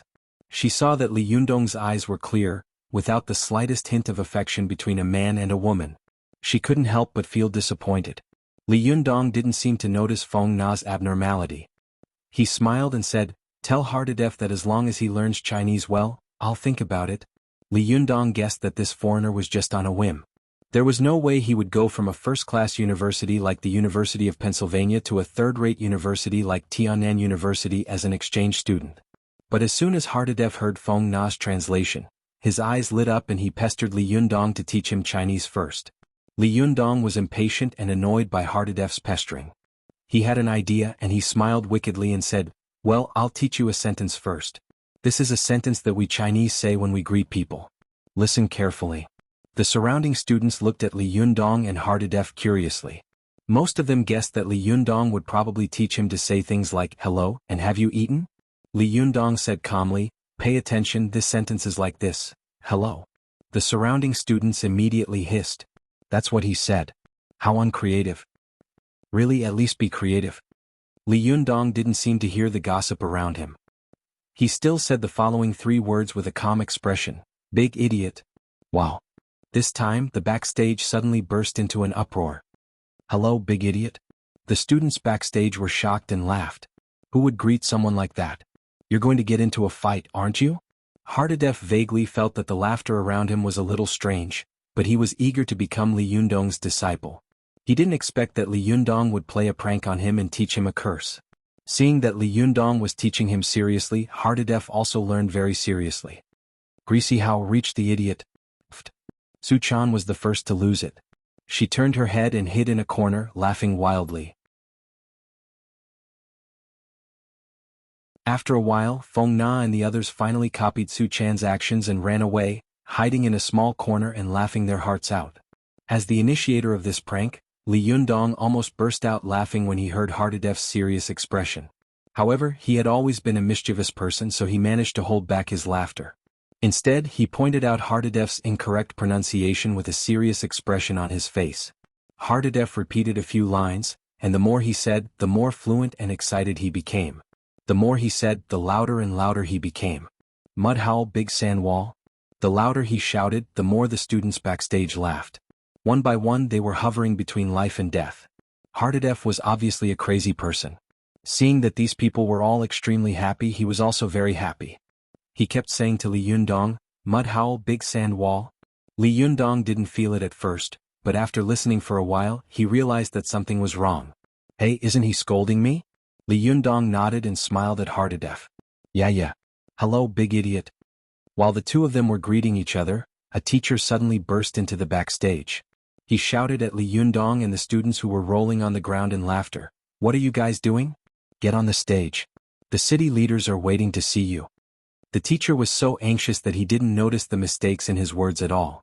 As soon as the teacher left, Li Yundong waved his arm and shouted, "Come on everyone. Let's go meet the city leaders." As soon as he said that, the backstage burst into laughter. Feng Na watched as Li Yundong led the students to the stage. For a moment she stared at Li Yundong's back in a daze. Beside her, Ching Ching couldn't help but poke her with her finger. "Hey, if you like him then take the initiative." Feng Na blushed. "Who likes him?" she said. "He's younger than me. I like older and more mature men." Ching Ching scratched her cheek with her hand. "You're so shameless. You look like you wanted to eat Li Yundong. You think he's Tang Seng's meat, don't you?" "Hehe, I bet there were a lot of people here who wanted to eat Tang Seng's meat. Do you want to be a spider spirit or a bone spirit? Pick your pick. Hurry up." Feng Na laughed. "Bah. You're so good at making things up." Feng Na suddenly sighed. "But no matter what kind of spirit you are, who actually got to eat Tang Seng's meat?" Feng Na glanced at Su Chan, who was hiding behind the curtain and peeking at the stage. She smiled bitterly and said, "He has such a beautiful woman by his side, and he's in a favorable position. How could I have a chance? Cheng Cheng's interest waned at Feng Na's words. Hey, even someone like you doesn't have the courage to go into battle, let alone someone like me. It's not that our army is useless, it's just that the enemy is too strong. Feng Na glanced at Cheng Cheng curiously. You like him too? Cheng Cheng said casually. Of course. Boys like him are rare nowadays. How could I not like him? But, Nana, speaking of which, when he was performing on stage I didn't think he was very handsome, but when he beat John until his heart stopped and then saved him, he was so calm and at ease. He was so damn handsome. If he doesn't have a girlfriend, I'll be the first to snatch him away. Feng Na jumped to her feet. Well, you slut. You're interested in him but you're egging me on. Cheng Cheng resisted with all her might. Aren't you one yourself? You obviously like him but you say you don't. Keep pretending. The two of them laughed for a while. Suddenly Feng Na saw Zhuang Hui, who had finished touching up her makeup backstage and was walking toward the stage. Feng Na's interest waned. Forget it, she said. Even if Li Yundong really doesn't have a girlfriend, the competition is too fierce. I'm afraid Zhuang Hui is also eyeing Tang Seng's meat. Besides, I think Zhou Qin might have feelings for Li Yundong. Cheng Cheng nodded in agreement. She sighed. God, why is it so difficult to find a man? God, please give me a man. I'll bury him in the ground in the spring and in the autumn. Feng Na gave her a shove. You'll be able to harvest a pile of bones in the autumn, idiot. Don't be silly. Get on the stage. The stage was crowded with students attending the party. At the front stood John with a smile on his face. This foreign friend had volunteered to go on stage and had almost been killed by Li Yundong with his bare hands. Fortunately, the bad thing had turned into a good thing. He had become the most famous person besides Li Yundong. Foreigners advocated individual heroism, so they naturally loved to be in the limelight. Most of them would go crazy when there were people around. Hardadef stood on the stage, his face flushed with excitement. He was itching to give it a try. If it weren't for the fact that there were too many people around, he would probably be performing his punches and kicks right here. When the municipal leader came up to him, he said a few words of concern in Chinese. After listening to the interpreter, John suddenly had an idea and said something to the interpreter in English. The interpreter looked at John in surprise, then said to the leader next to him, Mayor Luo, this Mr. John said that he just learned a greeting in Chinese, and he wants to learn it for you. When Mayor Luo heard this, he was greatly relieved and put on airs. Okay, let him say it. Nowadays, more and more foreigners are learning our Chinese, which shows that our international image and status are indeed constantly improving. How could John understand what he was saying? When he saw the interpreter nod at him, he was immediately overjoyed. Then, very seriously, carefully and forcefully shouted the phrase that Li Yundong had taught him, Mud Howl, Big Sand Wall. Suddenly, the officials next to the municipal leader felt their vision go black.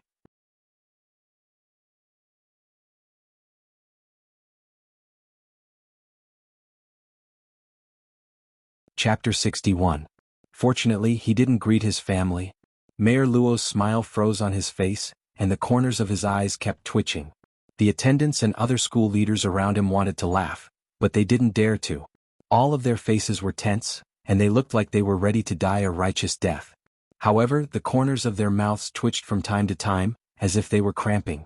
The students around them obviously didn't have as good control as these leaders. Some students couldn't help but burst into laughter on the spot, but they felt that it was inappropriate, so they immediately straightened their faces. After a while, they couldn't help but turn their heads and cover their mouths to secretly laugh. Li Yundong heard John's wolf-like cry and almost fainted. However, he was standing in the front row and the city leaders were not far away, so he had to use all his strength to control himself and not let himself laugh. John didn't know that he had been pranked by Li Yundong. Seeing the strange reactions of the people around him, he couldn't help but ask blankly, "What's wrong? Did I learn it wrong?" Then he tried very hard to learn the pronunciation. When Mayor Luo heard this, he thought, "Oh my God, you want to greet again?" Most leaders had quick reactions. He shook John's hand with a calm expression, then said to the school leader who was wiping his sweat with a natural expression, "People always say that the first thing you learn when you're in a foreign place is to curse. Now it seems that it's true." After that, he took the lead and laughed out loud. With this laugh, the people around him were relieved. They let out a long sigh of relief and laughed one after another. Li Yundong managed to endure until all the leaders left. When the party was about to end, he saw Chris walking over angrily with John. Li Yundong felt guilty, so he pulled Su Chan and said, "Run, run, the foreign devils are coming to make trouble." Su Chan had been so amused by Hardadef's thunderous greeting that she couldn't stand up straight. When Li Yundong pulled her away, she let out an "oh," wiped the tears from the corners of her eyes and ran after him. At first, they were able to control themselves in the auditorium, and their pace was not fast. However, the closer they got to the entrance of the auditorium, the faster they walked. As soon as they got out of the auditorium, Li Yundong pulled Su Chan and ran. Chris shouted from behind, "Stop. Li Yundong, I have something to say." Li Yundong laughed, turned his head and said, "Stop right there. Let's talk tomorrow." Chris was so angry that her nose was crooked. She said to John, "John, let's go after them." John was confused. "Chase? What?" Chris was exasperated. "You idiot, didn't you know he was playing with you just now?" John asked in confusion, "How did he trick me?" Chris kicked John angrily. "That Chinese he taught you is a curse word. You just cursed the mayor of this city." John immediately covered his head with a look of horror. "Oh my God, I heard that this country is very centralized. Will I be sent to jail for scolding the mayor? Can't I go back?" Seeing him like this, Chris was both annoyed and amused. "You're such a simple-minded idiot. Hurry up and catch up with him. Make him apologize." John nodded his head vigorously at first, but then he said dejectedly, "What's the use of chasing after them? I can't beat him." Chris said angrily, "Do you only know how to use force? Are you still living in the Middle Ages?" With that, she chased after John. "It's up to you whether you want to come or not." John had no choice but to follow her. Li Yundong and Su Chan ran out of the school, laughing like crazy the whole way. Of course, they couldn't run very fast. Once they were out of the school gate, Su Chan smiled and asked, "Where do we go now?" There were very few people on the road. Only a man with his head down and his hands in his pants pockets was hurrying towards Li Yundong. Li Yundong pointed in the direction of the main road. Over there, before he could finish his words, he suddenly saw the person passing by him take out a bag of lime powder from his pocket and sprinkle it at Li Yundong. Li Yundong had never dreamed that someone would use such a dirty trick on him. Even though he had closed his eyes subconsciously, some of the lime powder still got into his eyes. With a roar, he covered his eyes with one hand and grabbed Su Chan with the other. "Su Chan, run!" Su Chan was right next to Li Yundong. The man's target was Li Yundong, so she didn't get hit at all. She was shocked and angry to see Li Yundong being attacked. How could she run? The man who had thrown the lime powder at Li Yundong shouted, "Do it!" As soon as he finished shouting, Su Chan rushed into his arms like lightning and slapped him on the chest. This palm strike didn't contain much strength, but after a loud bang, the man felt as if all the strength in his body had disappeared. Even his bones had gone limp and he fell limply to the ground. All he could do was exhale and he couldn't inhale anymore. At this time, the thugs who had been lying in ambush on the side of the road all took out their blades and rushed over. Su Chan saw that things were not going well. She stretched out a hand and a faint cyan light flowed on her fingers. She quickly wiped Li Yundong's eyes and shouted, "Okay, you can open your eyes now." After saying that, she rushed out. The lime in Li Yundong's eyes had been quietly removed by Su Chan with magic, but he still felt a stabbing pain in his eyes. He tried hard to open his eyes, only to find that his vision was blurred. Only Su Chan's figure was constantly jumping, and screams and wails were constantly coming from all around him. Chris and John, who had just arrived, were dumbfounded. John stared at Su Chan, who had knocked down one of them with a single move. He said in shock, "Jesus Christ, do all Chinese people really know Kung Fu? How is this girl so powerful?" He had a lot of actual combat experience, so he naturally knew that this sneak attack in front of him couldn't be a prearranged play. Moreover, although Su Chan's attack looked weak and powerless, her figure was erratic, like a ghost. As soon as her hand pressed on the person's body, there was immediately a scream like that of a pig being slaughtered. Chris also widened her eyes as if she couldn't believe what was happening in front of her. These thugs had all been hired by CFA at a high price. Originally, they had planned to cripple Li Yundong tonight, but they had never expected that, although Li Yundong seemed to be a bit crazy. In fact, the real powerful one was the delicate little beauty next to him. When Su Chan took down the sixth person, the thugs were obviously afraid. Fear and hesitation appeared in their eyes, and they began to stop moving forward. One of the thugs who was close to Li Yundong gritted his teeth and slashed at Li Yundong, but in his heart, he was wishful thinking. At least hit him once, then immediately run away so that I can report back. But Li Yundong happened to regain his vision at this time. He saw the knife coming at him. He grabbed it with his hand and clamped the blade between his fingers. The thug was shocked and tried to grab the knife, but it didn't budge at all. It was as if it wasn't a hand but a big iron clamp. Li Yundong was furious. He squeezed his fingers hard and broke the knife, then picked the thug up with one hand and said in a fierce voice, "Tell me who sent you." The thug was frightened by Li Yundong. He had never seen someone like Li Yundong who could catch a knife empty-handed. The thug's legs trembled. It was Xie Fei. Li Yundong laughed angrily. Well, it seems that he still doesn't want to give up. Well, go back and tell him that I'll take this on. Let's see if he dies first or I die first. If he has the guts, don't show up at Tiannan University again, or I'll throw him off the teaching building. I mean what I say. With that, Li Yundong slapped the thug's face. The thug spat out a couple of teeth. The thug covered his mouth and staggered away, not daring to look back. By this time, Su Chan had already knocked the thugs around her to the ground. She kept in mind the rule that cultivators could not use magic to kill mortals. From the beginning to the end, her goal was only to hurt people. She used her gentle hand strength to injure the internal organs of these thugs. After they went back, they would be left with all kinds of serious internal injuries in less than a year, and they would never be able to do evil again. Li Yundong walked up to Su Chan. He didn't look at the wailing thugs around her. Instead, he looked at Su Chan with concern. Are you okay? Su Chan smiled and pointed at the thugs on the ground. What do you think? She asked. I told you I'm good, didn't I? Li Yundong laughed, then quickly put on a straight face and pretended to be angry. You're not allowed to hit people again. Su Chan was expecting Li Yundong to praise her, but when she heard him say that, she pouted. You're so annoying. Why don't you give me some compliments? Li Yundong pinched Su Chan's nose. I'll be worried if someone hurts you or if you hurt someone else, he said. Do you understand? Let me do this kind of thing. Su Chan's heart warmed. Her anger turned to joy. She giggled and used her hand to wipe away the remaining lime powder on Li Yundong's face. You've turned into a big tabby cat. Li Yundong suddenly remembered that there was lime powder on his face. He used the corner of his shirt to wipe his face clean. That son of a bitch is so evil, he cursed. Thank God you're here. Otherwise, I'd have been turned into minced meat today. Suddenly, Li Yundong seemed to remember something. He turned to Chris and John, who were in a daze not far away. You two saw it, he said loudly. They were the ones who started it. Su Chan and I were just defending ourselves. John and Chris were already dumbfounded by what they saw. How could they react in time? They just nodded subconsciously. After the two of them watched Li Yundong and Su Chan leave in a taxi, Hardadef's eyes lit up and he yelled, I must take him as my master.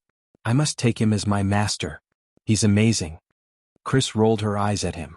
Then she suddenly thought of something. That bastard only knows how to lie, she said angrily.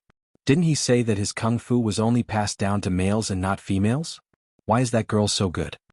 In Chris's opinion, Li Yundong must have taught Su Chan's kung fu. Little did she know that Su Chan was the one who had guided Li Yundong's kung fu. You're tuning in to the Han Li's Wuxia Adventures YouTube channel. We're so grateful for your support and don't forget to subscribe to join us on this incredible journey through captivating stories. Your generosity through donations truly makes a world of difference, as it's the primary source of revenue that allows me to expand and enhance this channel for you. Thank you from the bottom of my heart for being a part of this adventure.